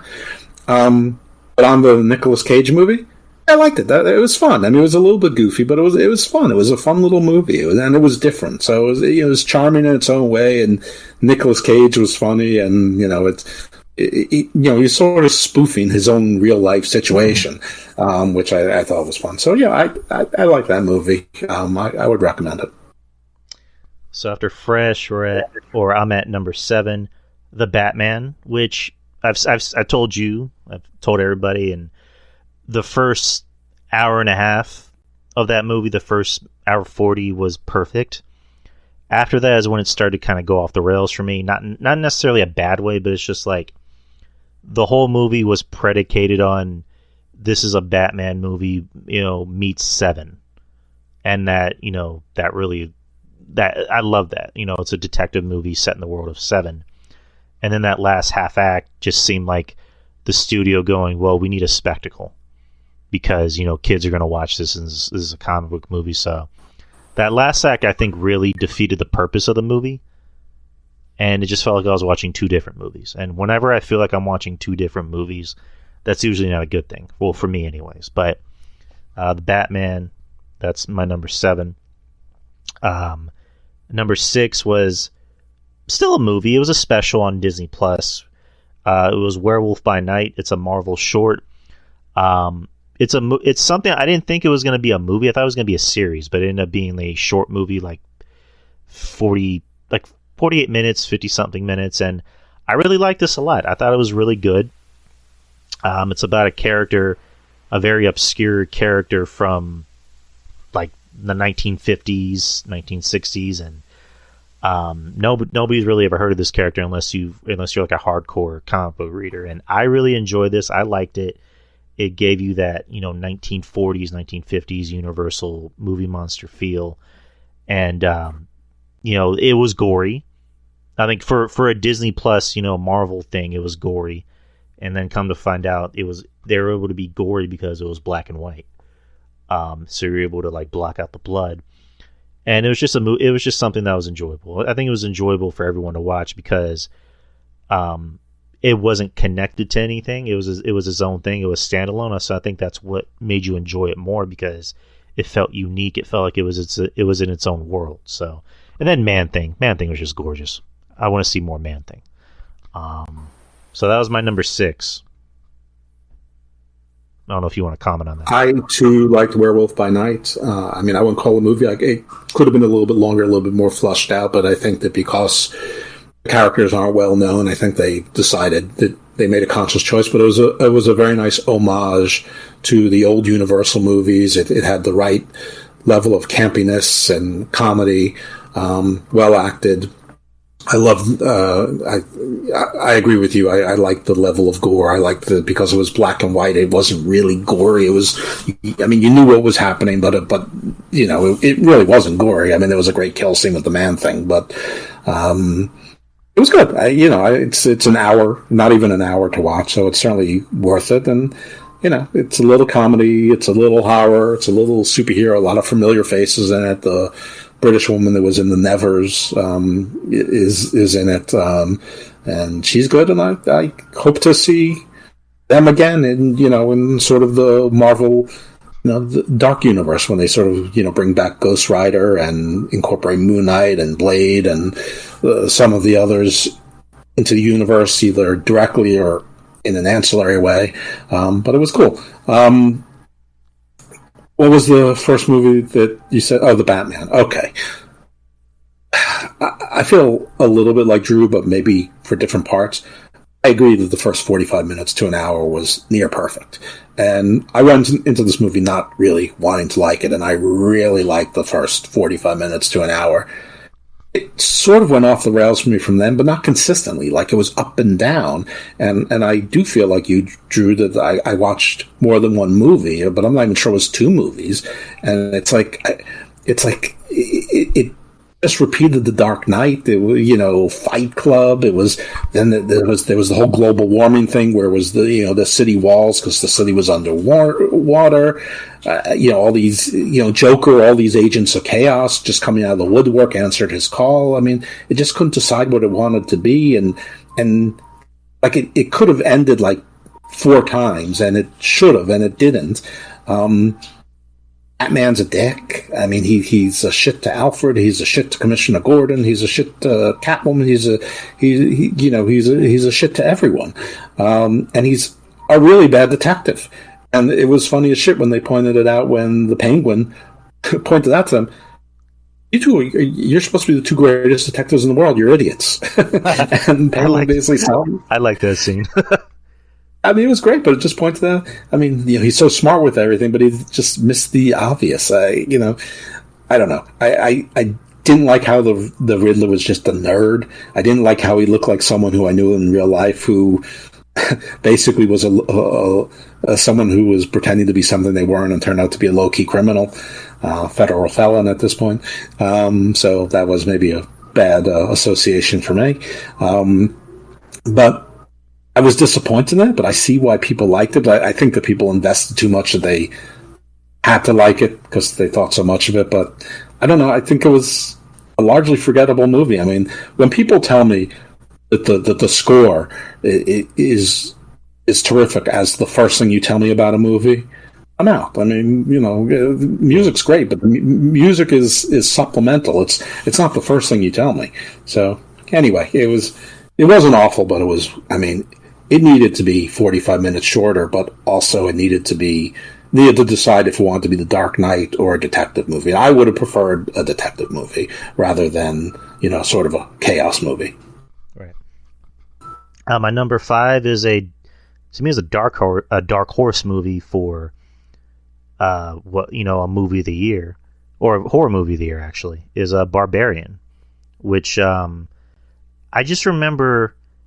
It just seems like every movie I went to always had that trailer, that Bullet Train trailer, and it looked good. I was thinking this looks entertaining, and they're really pushing the shit out of this movie. But it was like really vague too. Like, it was a really vague trailer, and I just realized I think I might have said 2 different movie names or whatever. You did. You said Bullet Train and Barbarian. I'm not sure which one you're talking about now. Bullet Train and Barbarian were movies that, come to think of it, were trailers that I would see in every movie leading up to when the movie came out. So, and then I was hearing good things about Barbarian, so I was like, I'll go watch it because it sounds like it's getting good press. So I watched it and I was just blown away because it's a movie that very much deceived its audience, where they made you believe that, spoiler alert, that what's his name, Skarsgård was the bad guy, and like the first 45 minutes is the audience having that tension of like, what's going to happen, who's the bad guy, is it Skarsgård, is it the girl, who is it? And you watch it, and I just remember being in the theater, and when that big twist happens, I got scared, but not like oh, what the, like, holy fuck, screaming type of scare. It was more just like, it felt like someone grabbed me and was like shaking me type of scared. And I just yelled, fuck me. Like, I just yelled that like really loud in the theater. And immediately they just transition into another shot, and it's like a very upbeat shot with Justin Long. I'm like, the director's like, okay, are you done being scared? All right, move on to the next scene. So this is a dark horse for, you know, a really good horror movie. I liked it. I can't say enough about it. I thought it was a really strong, you know, choice for a great horror movie. Let me kind of make a change to something. So I'm gonna bump out X. Not to say that X was a bad movie, but I'm gonna bump out X. I'm gonna put Bullet Train in, you know, my top 10. Another movie that was, you know, pushed heavily. Like, and it looked entertaining. Again, it looked entertaining in the trailers. We're gonna watch it regardless, and we enjoy the shit out of it because, yeah, Brad Pitt kind of played this kind of neurotic, you know, bumbling hitman that doesn't really want to kill everybody, but he somehow manages to end up killing people, and he hates that. He's like a Buddhist hitman. Pretty much. And then you have, you know, Brian Tyree Henry, you know, from Atlanta, you know, which we both like that show, and he's a guy that... Is he really British? No. He's you know, American. He was acting British in that movie. Yeah, he just that's amazing. I'm not sure which is more amazing, how he acted British or if he was British acting, you know, American. He's just that good of an actor. Like, he's just one of those actors like Margot Robbie who's just, he's in everything. And, you know, he's just really talented. And I don't think I've ever liked Aaron Taylor Johnson in a role more than this movie. Like, him and Brian Pietro.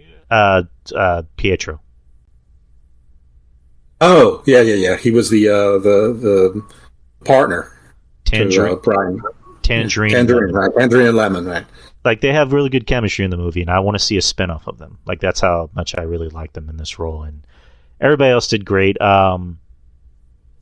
It's just a really stacked cast of actors, and this kind of had a Tarantino feel to it. Like, anytime anyone appeared on screen, you would see their background, and I really dug that. I guess my only knock on the movie is that, I don't know, I like Zazie Beetz a lot, and I just kind of wish she was in the movie a lot more. I just like when she came out, she's just calling Brad Pitt a bitch. Like, she's saying, bitch, I'm gonna kill you, bitch. I thought that was funny as shit. And then Channing Tatum came out for a little bit, and he's gay, but he's not really gay, or I don't know what his character is. And it's a really good movie, Bullet Train. Check it out. It's a fun movie. You'll love it. So I think you have one more in your trilogy. Oh no, I have. Unless you want to take a break and then turn it over to me. I have 4 more after this. I can just breeze through these. So, another horror movie. My next 2 are horror movies. Black Phone with Ethan Hawke, and I think you said you liked this. The Ethan Hawke is billed as a star, which, you know, he's the star. He's Ethan Hawke, but the 2 kids in it I thought were really good. And usually in horror movies, you know, there's either really good kid actors or there's really bad kid actors. In this case, the 2 kid actors were really good. Like, they were really fucking good. Especially the boy. He really brought it. He carried it. He carried this movie in scenes where Ethan Hawke wasn't. Well, technically, Ethan Hawke, you never really saw his face until the end of the movie. But the kid actor I thought was really good. The girl actor I thought was very charming and funny. And it's a horror movie, but it's not like... It felt like a really cheap horror movie because there really wasn't any CGI. I mean, I guess... Yeah, his brother was Ziggy from The Wire, season 2. Him I like. I like that actor. And I kind of wish he was in the movie. I think his name is James Ransom. He's in a lot of sort of like horror movies, like with small parts. I think he might be a producer or director or something. He was in Sinister, which, you know, happened to have Ethan Hawke and the same director. And he was also in It. He played the grown-up version of Eddie in It. Mm-hmm. So him I like. He's a good actor. He's very funny. Like, he's funny without trying to be funny, because he just has that kind of like personality. He's like Steve Buscemi. He doesn't look like you should take him seriously. Right. So I kind of wish he was in this movie a lot more, because he just came out and then he just left. So I'm like, okay. But I enjoy this movie. It was a movie that they really hyped it up, and it lived up to the hype. And I like the ending. a lot of horror movies usually don't know how to stick the landing. This movie stuck the landing. Like, it had a really good ending. So I enjoyed it. And I know you and me talked about it, and we kind of agreed that we would like to see maybe a spin-off or a prequel with the mom. I don't want you to breeze through your next three because I want to talk about these three movies because this is going to be a rare arc where you and I agree. Barbarian was terrific. It was unexpected. There was that twist, which was great. There was unlike the Batman, where it felt like there were a bunch of different movies and they didn't really intend it. It was definitely a movie within this movie, and they absolutely intended it. I mean, it was so abrupt. I'm like, what the hell just happened? What is going on here? And then the way they tied it together, it was great. And then the guy who's, you think he's going for his redemption, it turns out he's the guy he always was all the time, and you realize whatever he was accused of, he probably did. But he's not even really the villain. I mean, he's just not a great guy who's in the movie who keeps on failing. But if I was to nitpick, my nitpick is that if you are just, live underground and fed mother's milk or breast milk, that you're probably not going to become a super strong, super powered thing. But it's a horror movie, so that's nitpicking. But this was a really surprising movie, and I really enjoyed it, and it was scary, but it was good. It was just well done, and all the acting was good. And you're right, you didn't know who was good or who was bad. You thought maybe the homeless guy is he bad, and he wasn't. And then you think that he's going to be a hero. He's going to be John Connor, but no. So Barbarian, really good movie. Bullet Train. I didn't know what to expect. I had no interest in seeing this in the theater, but when it came on HBO Max or Netflix or whatever it showed up on, I'll check it out. Usually when a first-run movie comes to Netflix after 5 weeks, that's usually a really bad sign. So I had no expectations. This movie was a shit ton of fun. What a cast. Crazy-ass plot. It was very much like Quentin Tarantino met Robert Rodriguez, and they decided to make a movie together, but they said, hey, Jerry Bruckheimer, you need to make it crazy. And it was crazy, but it worked. Every part of it worked. This was what a pleasant surprise. Black Phone, I don't even think it was a horror movie. I think it was a psychological thriller. To me, horror is when the horror is the star. I don't think the horror was the star in this. I think the boy was the star. There was definitely a supernatural element to it. This is an unimportant distinction, whether it's a horror movie or a thriller. It's was The Sixth Sense a horror movie or wasn't it? It doesn't matter. I thought this was a very good movie. It captured... I think it took place in 1979. It was it was every bit as authentic as season 1 of Stranger Things was such a surprise with the authenticity, the way it felt like a Spielberg movie from '82, the way the kids acted, how they were so they were a storm.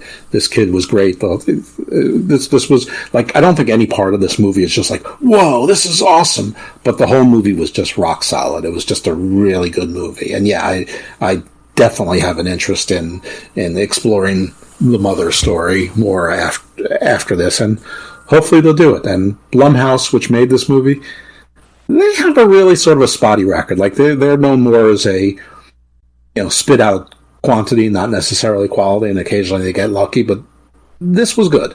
This was a real solid flick. So there's three that you and I agree on, and I'm famously persnickety, and you're famously generous. So when the two of us agree on things, I think there's a pretty good chance that 98% of the people out there will like it. I think for me, it's just, I mean, again, with everything, with wrestling, with any type of media, we're all going to have different, we all look at things in a different lens. Like you just said, what was the word you just used? Persnickety? Yeah. You're not always going to think everything I like is amazing, and I'm not always going to think everything you like is amazing. That's fine. It's going to be boring if we like the same thing. We're going to, even if we like things, we're gonna find things about the things we like different, and the things we didn't like different. If that makes sense. So I'm reading the description here. It says Crossover 2. So that's the name of the show is Crossover 2 Electric Droogaloo. Yeah, exactly. There you go. So let me get my top 3, and go for it. And we're probably going to disagree on this. So my third movie is another horror movie, and this came out on Hulu like a fresh. Well, it was Prey, which was the Predator prequel. Try saying that really fast. I was not the biggest Predator fan. Not even to say that I hated it. I mean, the first one's a classic. Part 2 I thought was goofy, but I enjoyed it for what it was. Yeah. And this was, I don't know, something about this movie just did it for me. Like, I like authenticity. And if you watch the movie on Hulu, there's actually 2 versions where you can watch it. You can watch it in like English, and you can watch it in the actual language that they use that the native people are portrayed as.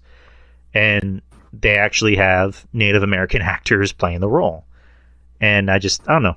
I like authenticity. So this movie was just, to me, it's an easy watch. It's like I think it's like an hour and a half, maybe like an hour 40. And it's just so easy to get through. And the girl in it, I think her name is Amber Midthunder. She's great. She's amazing. The brother I liked. And I like when movies do things that are not expected, because most movies would have done the whole, she's a woman, how is a woman gonna do this, because a woman is only supposed to do, like, this was more just like, the brother being, you're my little sister and I'm your big brother, I want to look out for you, I don't want you to get hurt. Like, that stop with aliens. Didn't that, she's a woman, didn't aliens sort of settle that? I don't know, just you know how cliche movies can be, but like, I like this movie. I really liked it. I liked it wasn't really a horror movie, it was more of an action movie, but it had horror elements to it. Like, there are definitely some like, oh shit moments. And there are times where you were actually rooting for the Predator. But of course you're rooting for the white meat babyface, which was, the main actress. And I can't talk about how much I can't talk about it enough how much I really enjoy this movie. It was the perfect mix of action and horror. And the acting, and also the relationship with the brother and the sister, I dug that, because it reminded me of my sister. So, check this out if you haven't already. It's on Hulu. It's 90 minutes. And my second favorite movie of the year, you said you haven't seen it. Black Panther: Wakanda Forever. Again, just I can't really say too much about it because Jeff hasn't seen it, but it's say too much about it. I haven't seen Prey either. But I'm not gonna spoil it. But like it, I already talked about it, but I'll just like give a brief summary. Movie's out for 2 months. Don't worry about spoilers. I'm not that way. Well, I don't want to be a dick, but anyways, just it's very much an emotional experience because obviously we already know the main actor is gone. He was he left us 2 years ago, so a lot of the movie is about honoring both the actor and the main character, which is T'Challa, Black Panther. And the movie, they do something where in the beginning they're like, you gotta face this, you gotta deal with the fact that he's not here.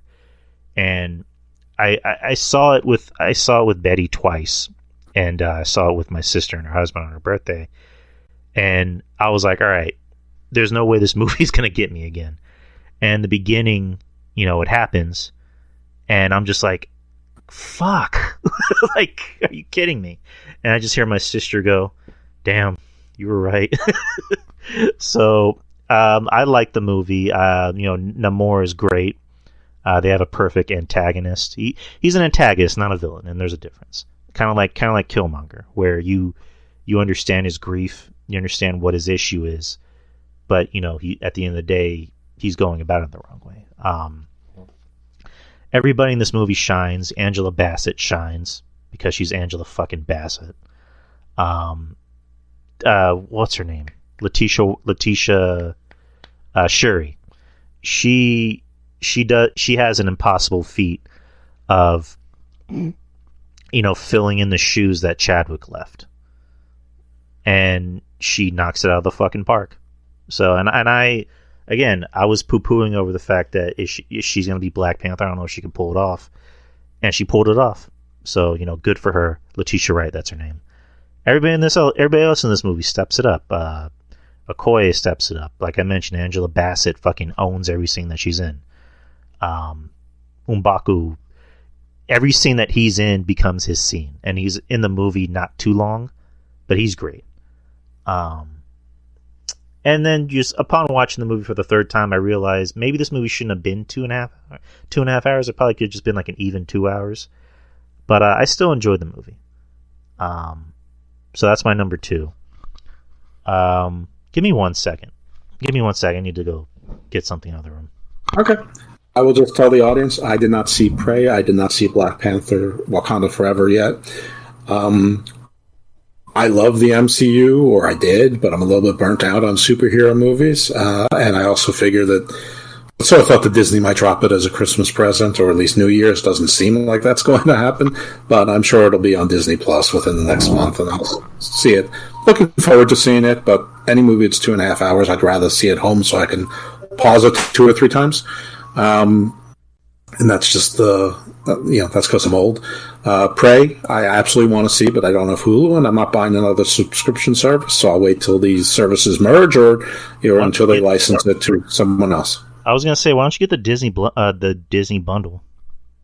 Yeah, not interested. Well, I mean, you can get Disney Plus and Hulu for like $10.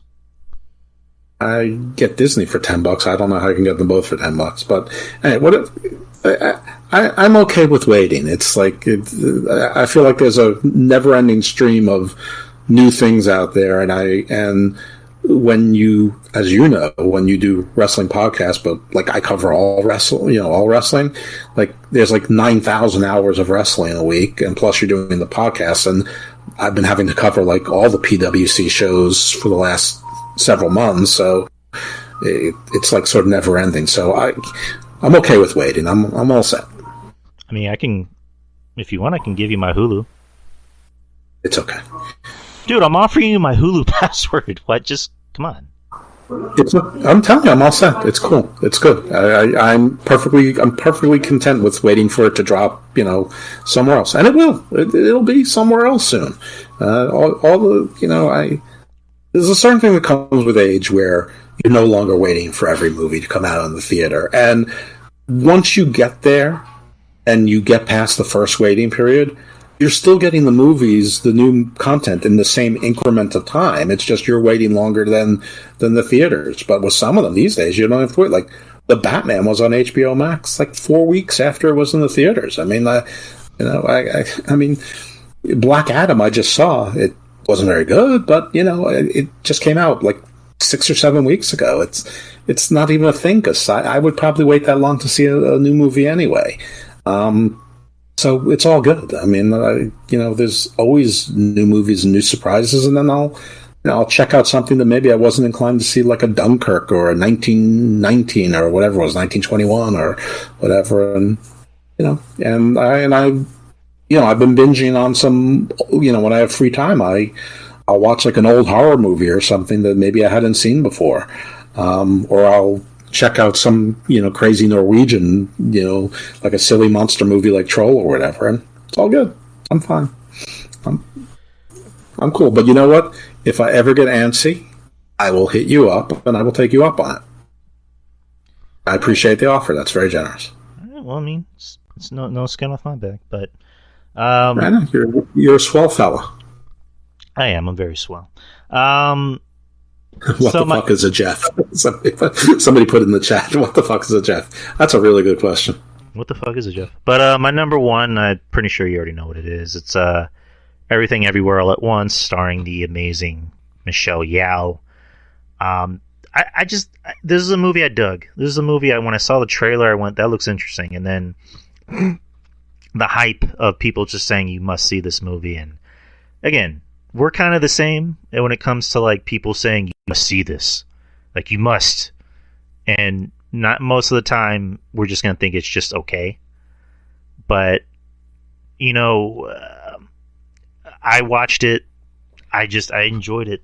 I just thought it was, from the beginning, you're already hooked in, and it just had a story that was relatable. Like it had great acting, had a great story, and it was just a perfect mix of, it was a drama, then it was sci-fi, then it was action, then it was comedy, then it was romance, then it was this, that, and the other thing. And like, when you're able to mix so many genres all in at once, and then it works, the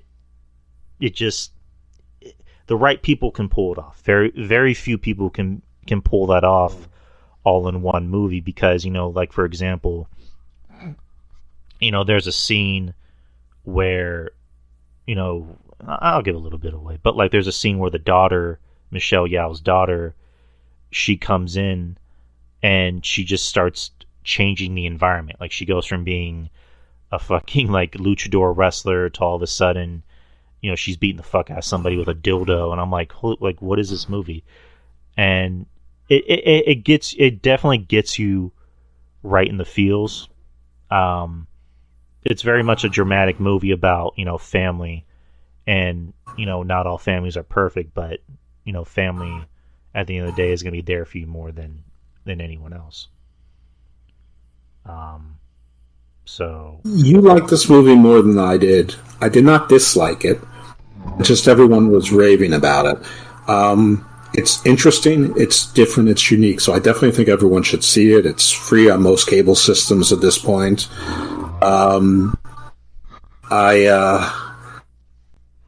It had two things that I don't like. One, if anyone's ever seen like sort of the kung fu movies out of Hong Kong from the 70s and into the 80s, and it still perpetuates like the silliness of the Asian humor, almost like making fun of themselves. This had a lot of that. Right. Also, the science fiction element, there was a lot of British science fiction elements where there's multiverses and then there's some absurdities like a giant poppy seed bagel and things like that. I don't like British science fiction. Like, I didn't like Hitchhiker's Guide to the Galaxy. I've tried to read a whole bunch of British science fiction. There's very little that I like. It always has too many levels for me. Like, Loki is the closest thing to British science fiction that I like in pop culture, because Loki was very much a British science fiction show. Like, I don't like Doctor Who. So, like, it had those two elements of things that I don't like in it, which made it hard for me to really embrace it. But, like, Jamie Lee Curtis's character was an interesting surprise. But there were other things I hated, like the hot dog hand thing, the hot dog finger stuff. That was just all stupid to me. That's very British science fiction-y.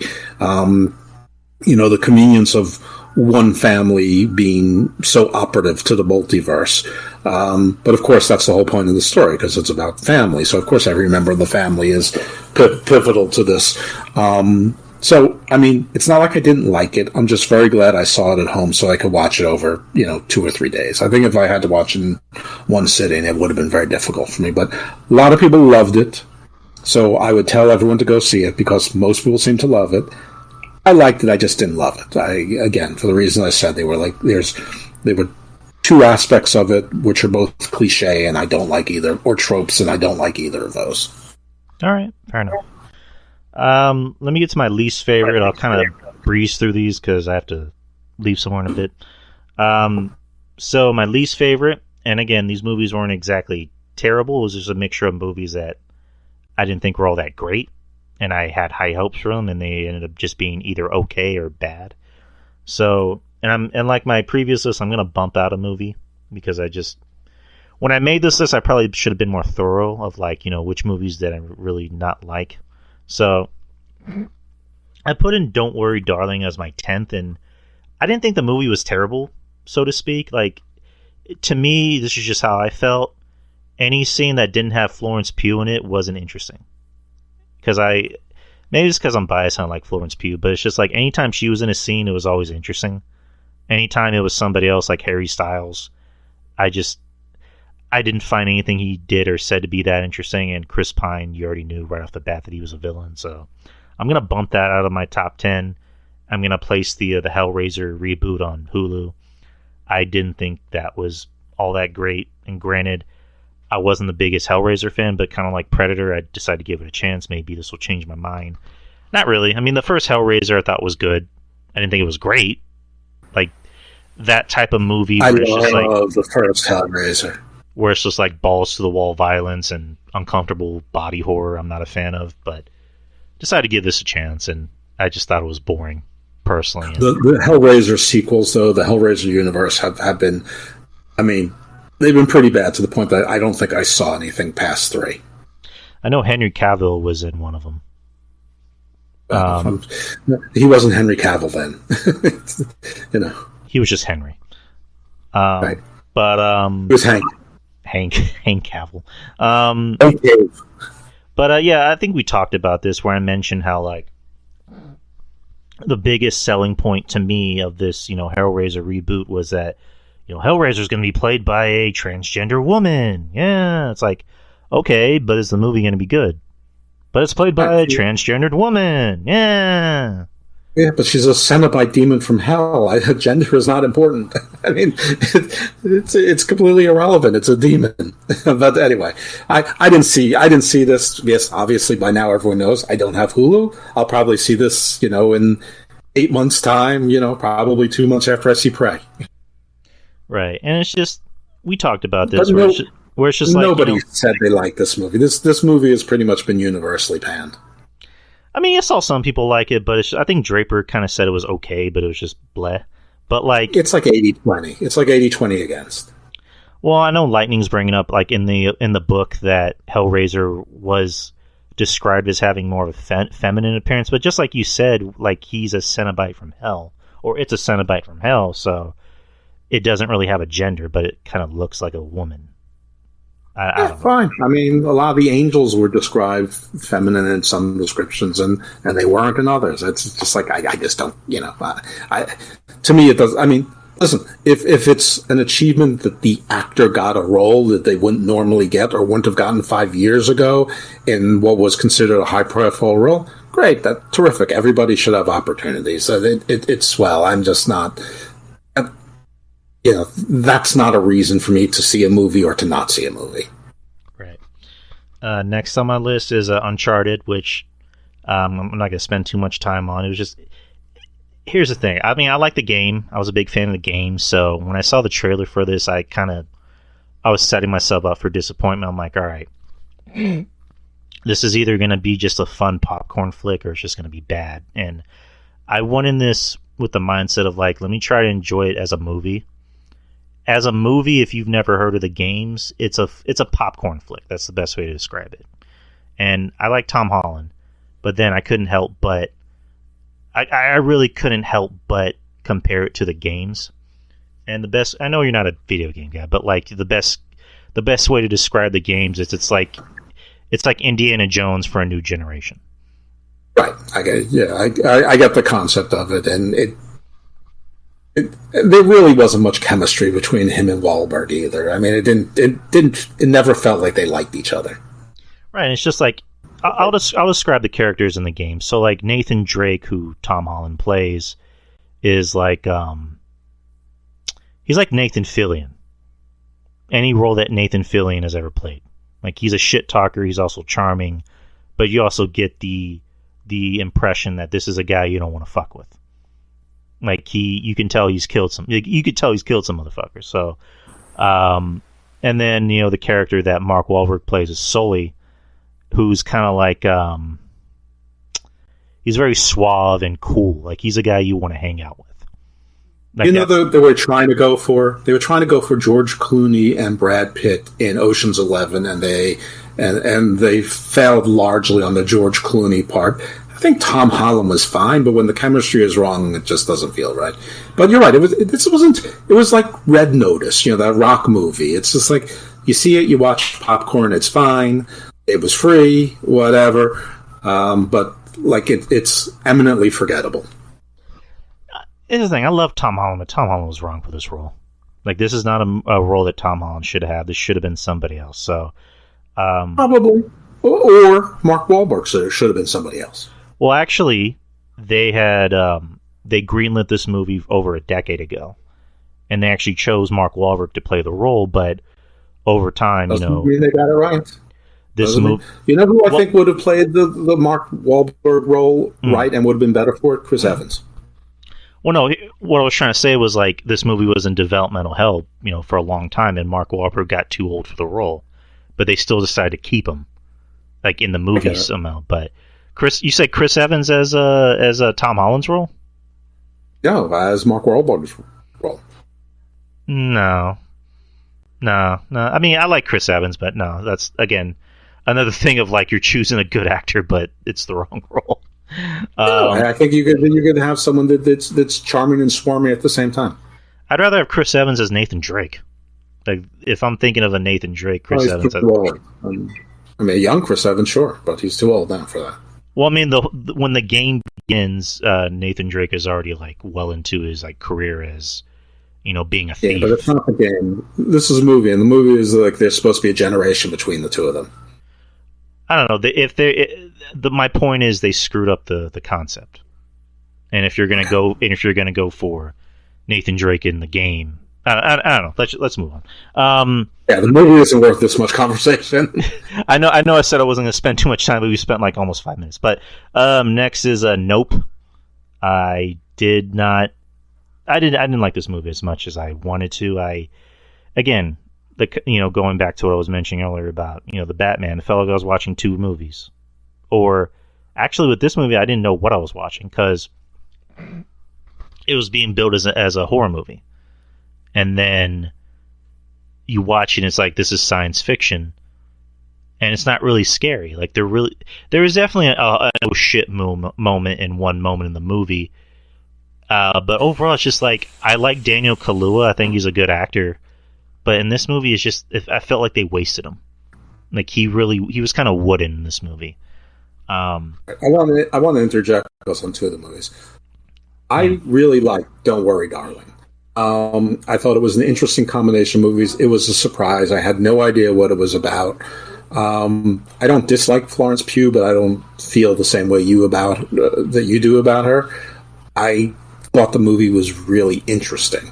I don't know if I saw it in the theater I would have liked it as much, but I think that I would have. It was sort of it had parts of The Matrix in it, parts of the Truman Show, it had parts of Vanilla Sky. It had I don't know. It just had you had the campy 50s acting, almost like the Goodfellas, stuff. I just thought it was I thought it was good and interesting. And which is the other movie? Nope. I like Nope more than I thought it was, and I do think it's a horror movie.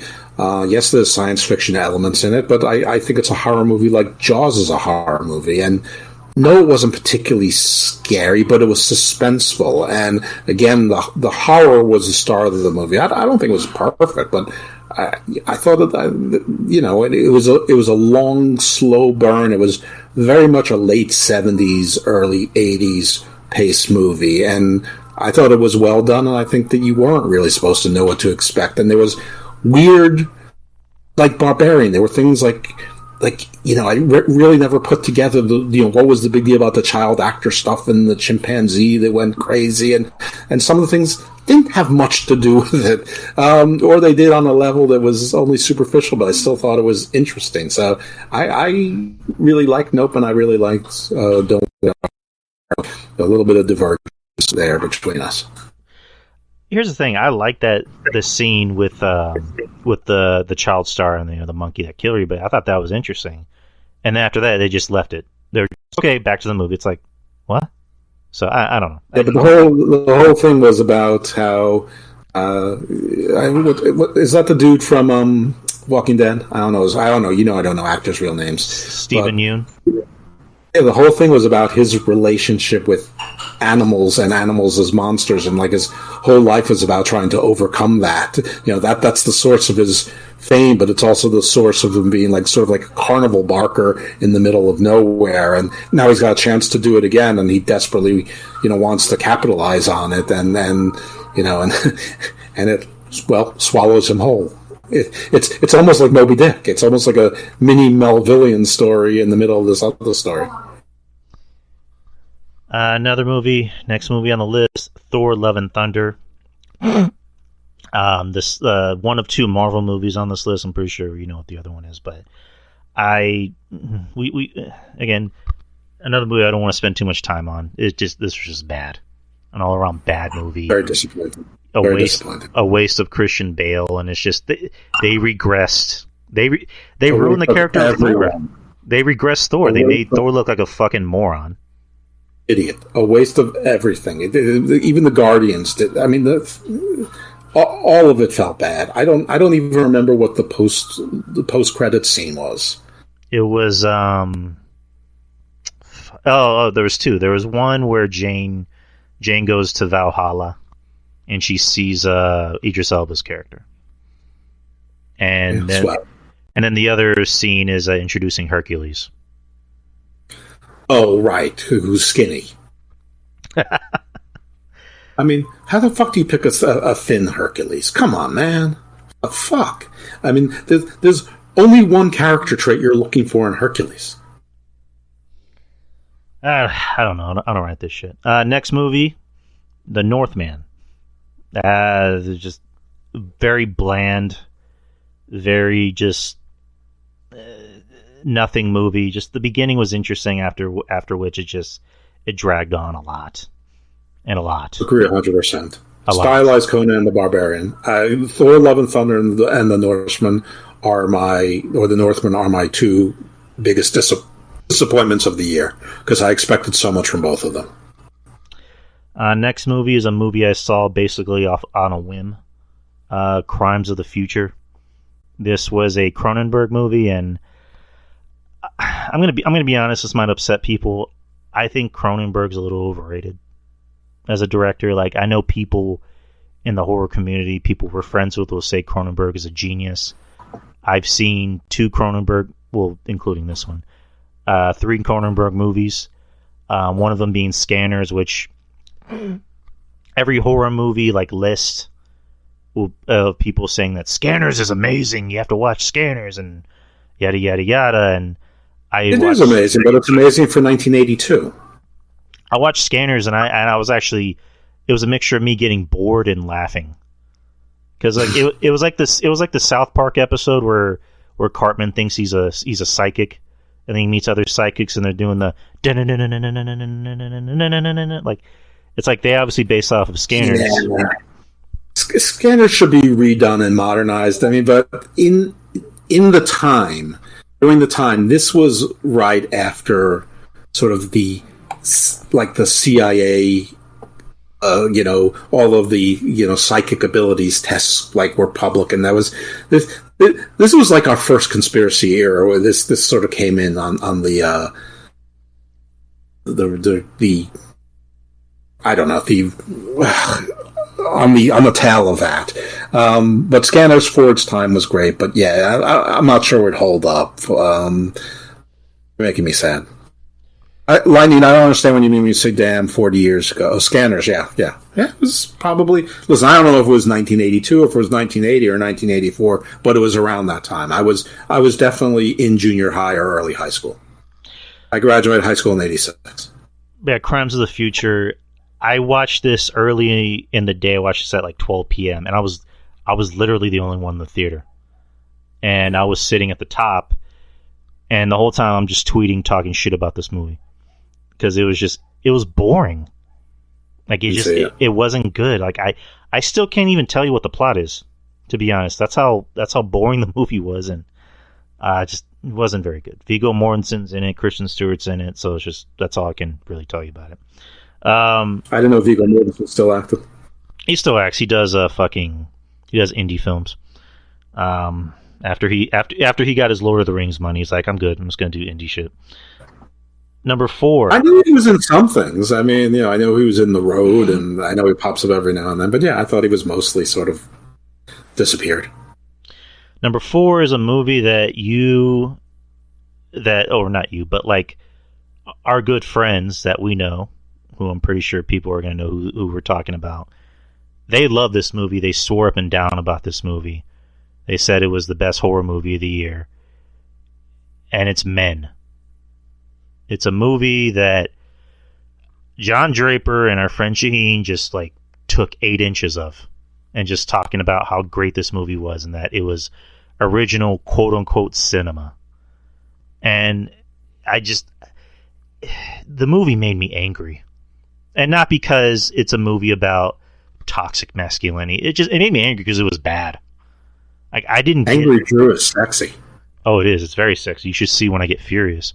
I didn't get it. I didn't understand the movie. I didn't understand the plot. I didn't understand the characters. They really didn't explain why everything was happening the way it was. The ending was stupid as fuck. It had that typical independent horror movie ending that is fucking stupid.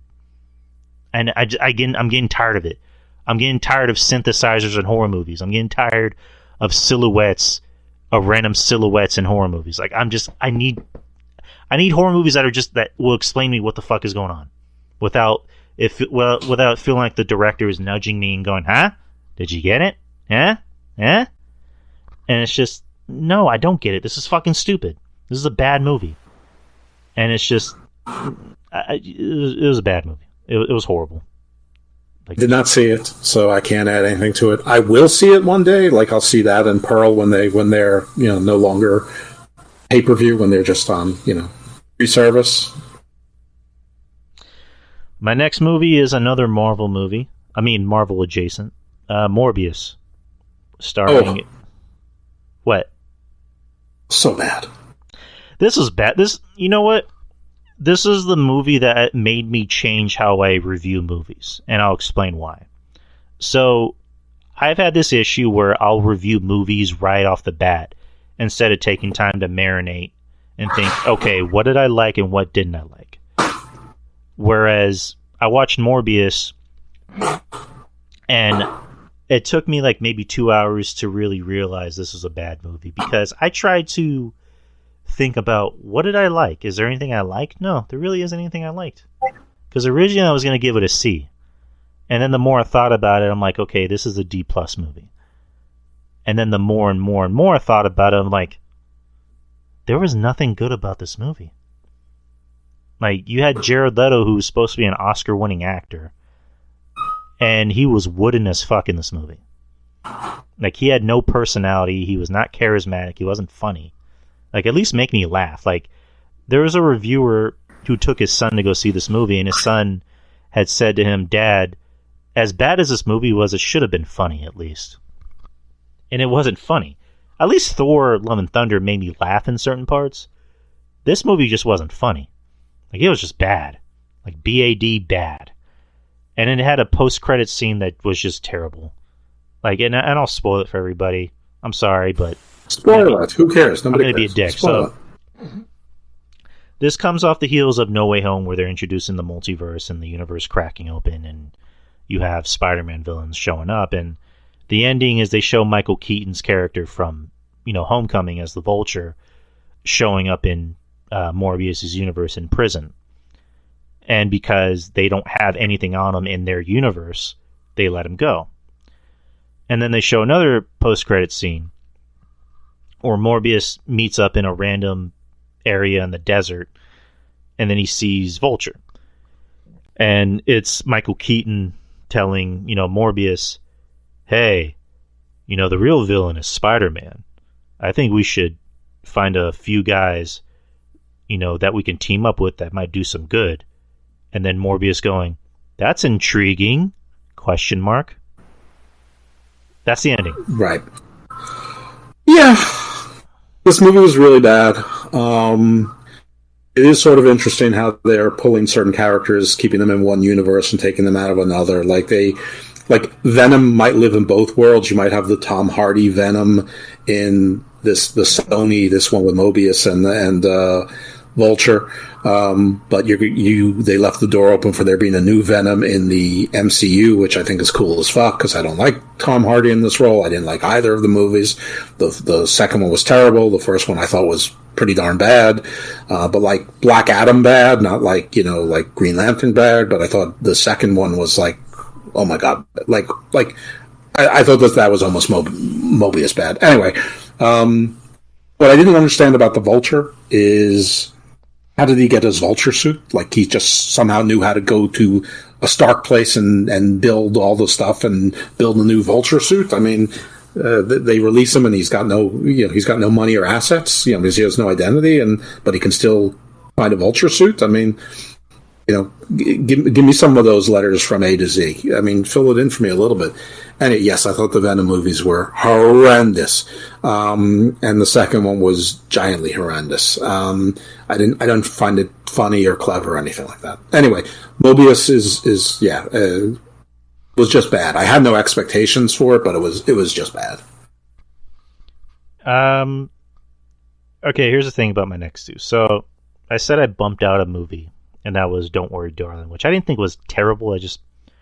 I like Florence Pugh, and I just thought when she wasn't in a scene, it wasn't that interesting. So my next two, I'm not even going to give number one I'm not even going to put number one in my list because I didn't. Okay, let me just get to it. So number two, which I'll probably make my number one, was Halloween Ends, and we talked about that movie ad nauseum, and it was just bad. Like you can't really. I don't think we can emphasize how bad the movie was. Like the first movie, which came out in 2018, which was the Halloween sequel from the first movie in 1978. I liked it. It was what I wanted it to be. It wasn't like the Rob Zombie movies where it was just like over the top, hyper violence.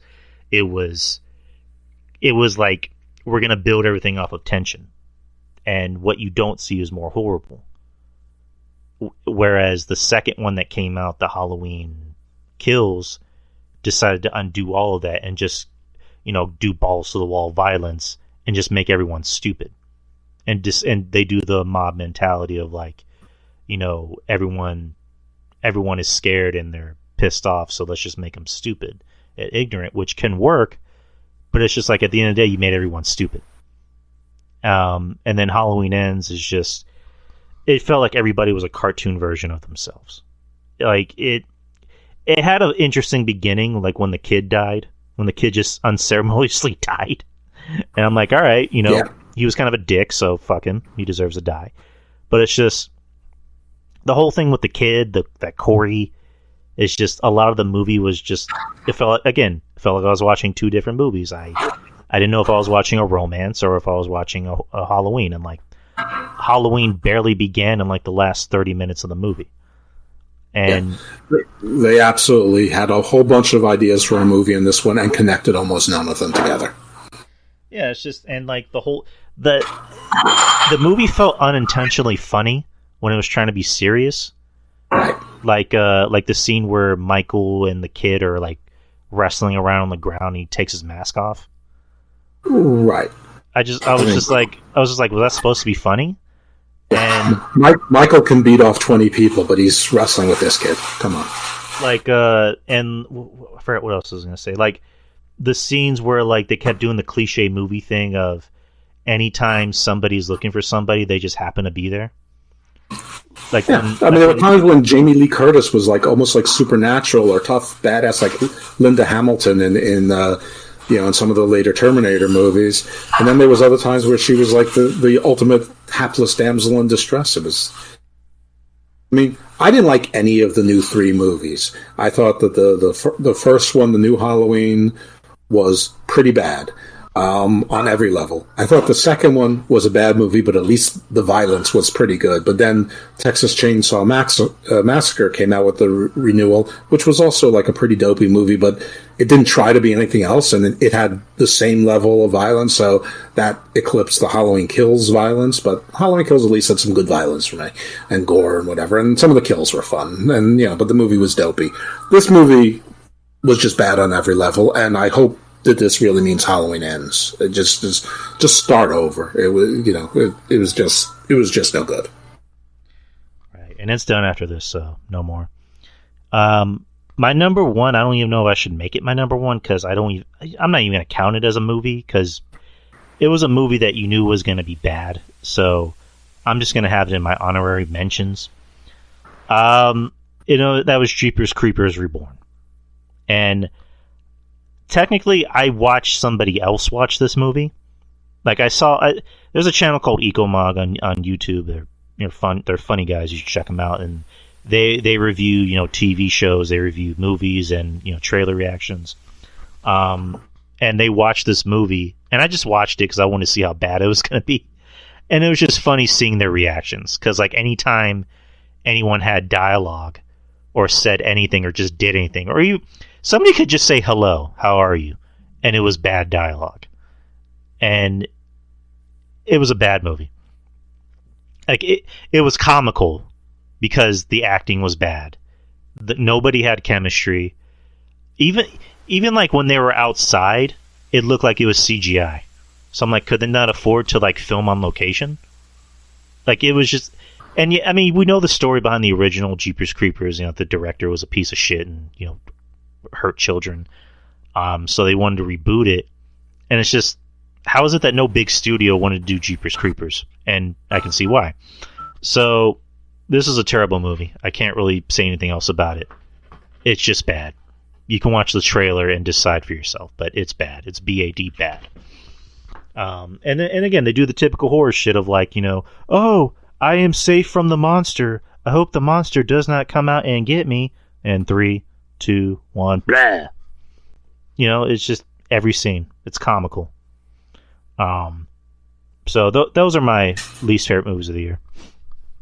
Well, I didn't see Jeepers Creepers, so there's another one I can't comment on. But I would say that just because of the disappointment factor, Thor: Love and Thunder and The Northman were my two biggest disappointments. I'm not sure if The Green Knight was this year or not, but I really didn't like that at all. I know some people liked it. Last year. Okay. So I don't know. I don't keep lists, and obviously my memory is faulty on this type of thing, but I would definitely recommend Bullet Train. That was just such a nice surprise. I hope that like somebody doesn't see it and like says, oh, that's not so good, because it's no longer a nice surprise. But I think it would hold up. I mean, I think that it's just enjoy. It's just like, it just sort of never stops. It's like fun the whole way through. I don't know. No, I would say it wasn't a great year for movies. I think that there's a little bit of people are saying there's a horror renaissance.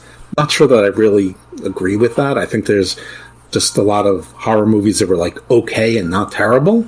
And I think a lot of people are calling bad movies good and good movies great. I don't know. I don't really know what to say about it, but I don't know. I think that there's a lot more interesting TV. Like I thought that Yellow Jackets was a really interesting TV show, and that next season should be coming back soon, the season 2. That's a really cool show. I thought that The Old Man was a really well done and interesting show.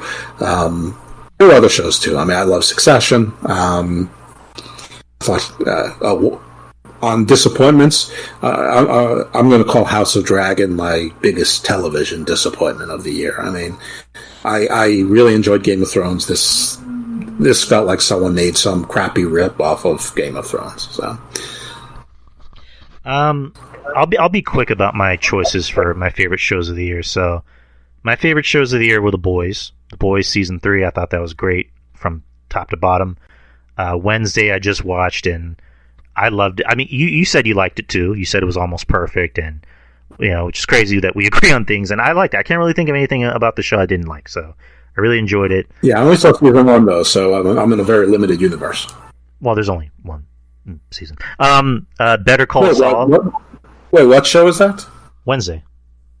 Oh yeah, Wednesday. I'm sorry. I thought you were still in The Boys. Yeah, no, Wednesday was delightful. Better Call Saul.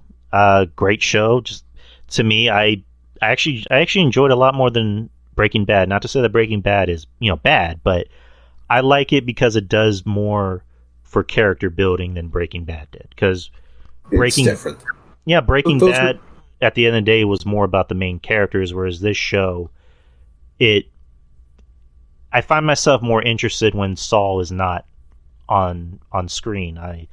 Not to say, and it's not to take anything away from Bob Odenkirk. This is just like a personal preference. Like I was more interested in Mike's story and Gus's story and Nacho's story. Well, he's a completely dislikable person. I mean, that's the thing. He's terrible. In a lovable way, he's the worst kind of con artist. But Better Call Saul and Breaking Bad they should be on anybody's list of top 20 TV shows of all time, and arguably they can be on anyone's list of top 5, and you wouldn't necessarily be wrong. So, I thought that should be no surprise. Anyone who hasn't seen Breaking Bad and Better Call Saul, you probably should, and I'm sure it's free somewhere. It's on Netflix, but they don't have season 6. So for Better Call Saul. Well, they will by the time you get done with 5 seasons, it will be. Miss Marvel, I enjoyed. We talked about that. We Own This City. It was on HBO. Is from the creators of The Wire. So if you like The Wire, you'll enjoy this show. Atlanta finished up. I enjoyed. I liked the first 2 seasons of Atlanta. Season 3, I thought was kind of all over the place. I enjoyed some of the short stories. And then season 4, I loved the episode where they were talking about the CEO of Disney, the fake CEO of Disney. I enjoyed that so much. I thought that was funny. Atlanta, the first 2 seasons were great, but it was a linear story. Season 3, they sort of went all over the place, and obviously because of COVID, they sort of skipped they skipped the whole part of Paperboy being a huge success. It just we enter upon season 3, and he's a huge success doing a European tour, and they had interesting, poignant sub stories in there, but it was a little all over the place. Season 4 was a combination of both. I mean, so I agree. Seasons 1 and 2 definitely the best, but there's so much genius in these shows that I strongly recommend all of the seasons. Just don't expect it to stay like a normal TV show after season 2. It's like season 1. I'll never forget where Paperboy goes to Ern, and Ern had just met Darius that first episode, and Paperboy goes, "Man, I hate Nigerians. Never trust a Nigerian." And Paperboy introduced Ern to Darius as Paperboy's trusted friend, and Ern's like, "Darius is Nigerian." He's like, "He is."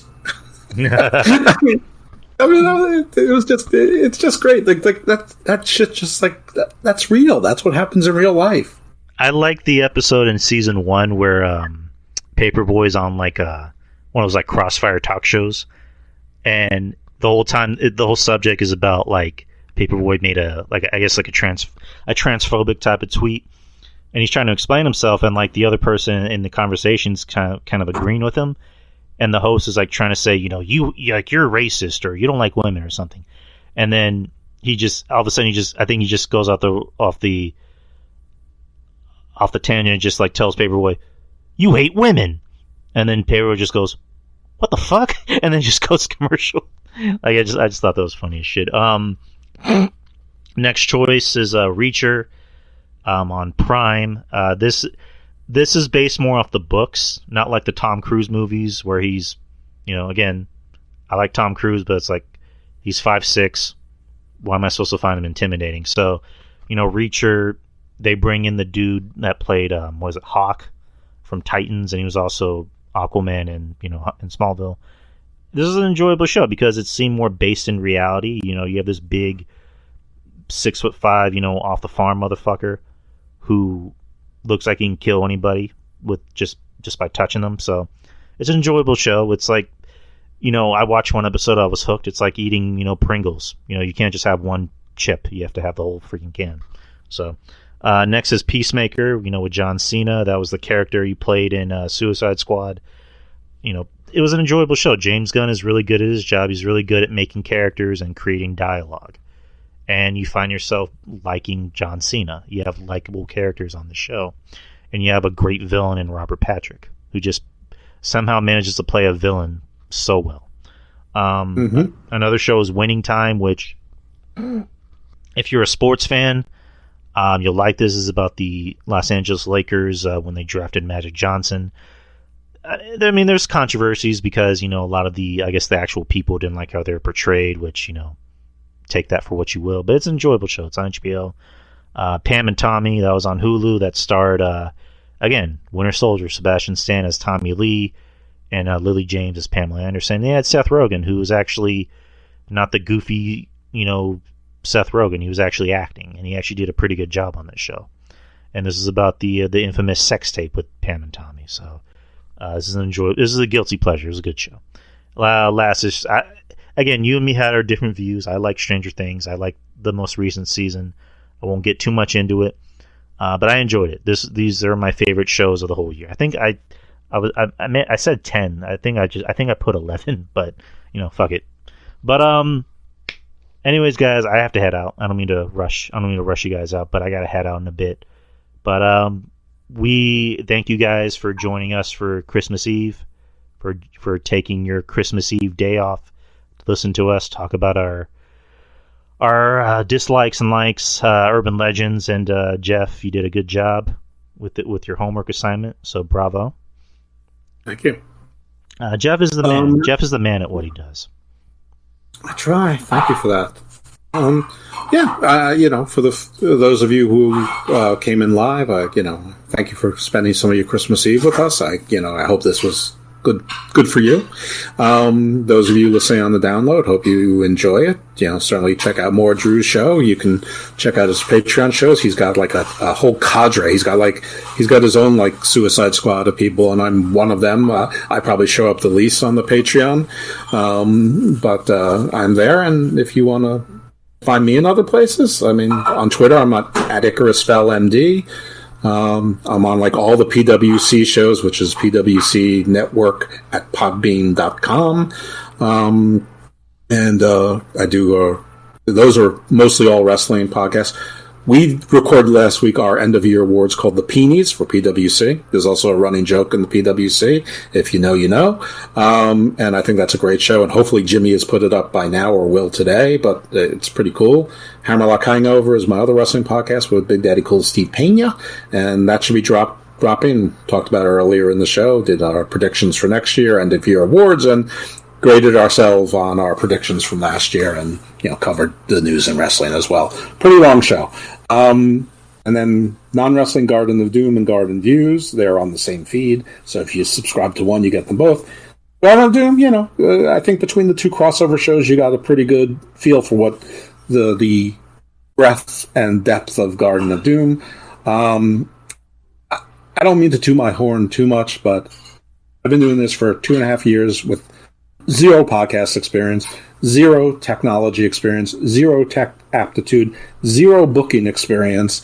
And I've gone from just relying on sort of other podcasters and friends and people I knew from high school and college to having publishers send me books and getting guests that are, I'm not at the Graham Hancock level, but I'm like a step below, are some of my guests, and I have an extended family of repeat guests who, I've got people who are routinely on Gaia and Discovery and things like that, and I don't know, I don't quite know how I accomplished that. And on Garden Views, my recent guest, worked in the White House's cybersecurity office, and he's going to come on again. And Garden Views is more topical, often legal in nature. I have a little bit of a obsession with what's going to be the laws of space, and it turns out I'm not alone. And that show, and through the guests I had and the conversations I've had and my own journeys, I sort of got to where things are. And as a result, the Space Court Foundation, which is a not-for-profit, appointed me as a special advisor to their board of directors. And I don't know, it's just sort of proud of myself. Again, no experience, no booking, no nothing, and just by reaching out and putting out content there. And I don't know, I have a shaman who was a guest once, and he's been listening to the shows, and he DMs me. He goes, I love your show. It's a treasure trove of things that I'm curious about. And if there's things that a shaman is curious about, then probably most of us are too. So I don't know. Mike Hilliard, who's got the Red Line podcast, he's been on my show twice. He's going to come on a third time. He gets 2 million downloads a month on his show, which comes out every other week. And I don't know. I just think that's really cool. I said I don't mean to toot my own horn, but I'm going full Arn Anderson on you, toot toot. So please check out those shows. Stick around, give them ratings, reviews. tell people about it.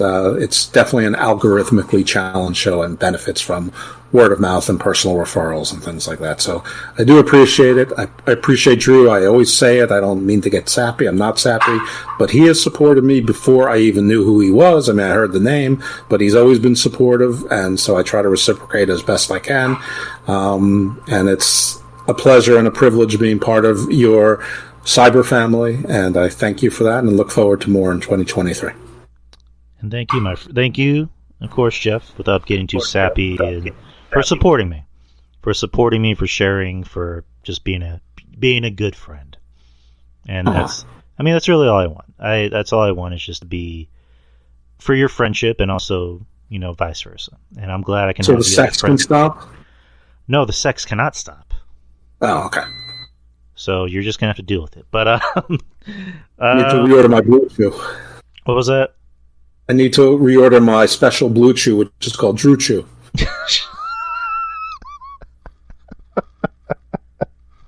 Maybe that should be the title of the show. Reorder your Drew Chew.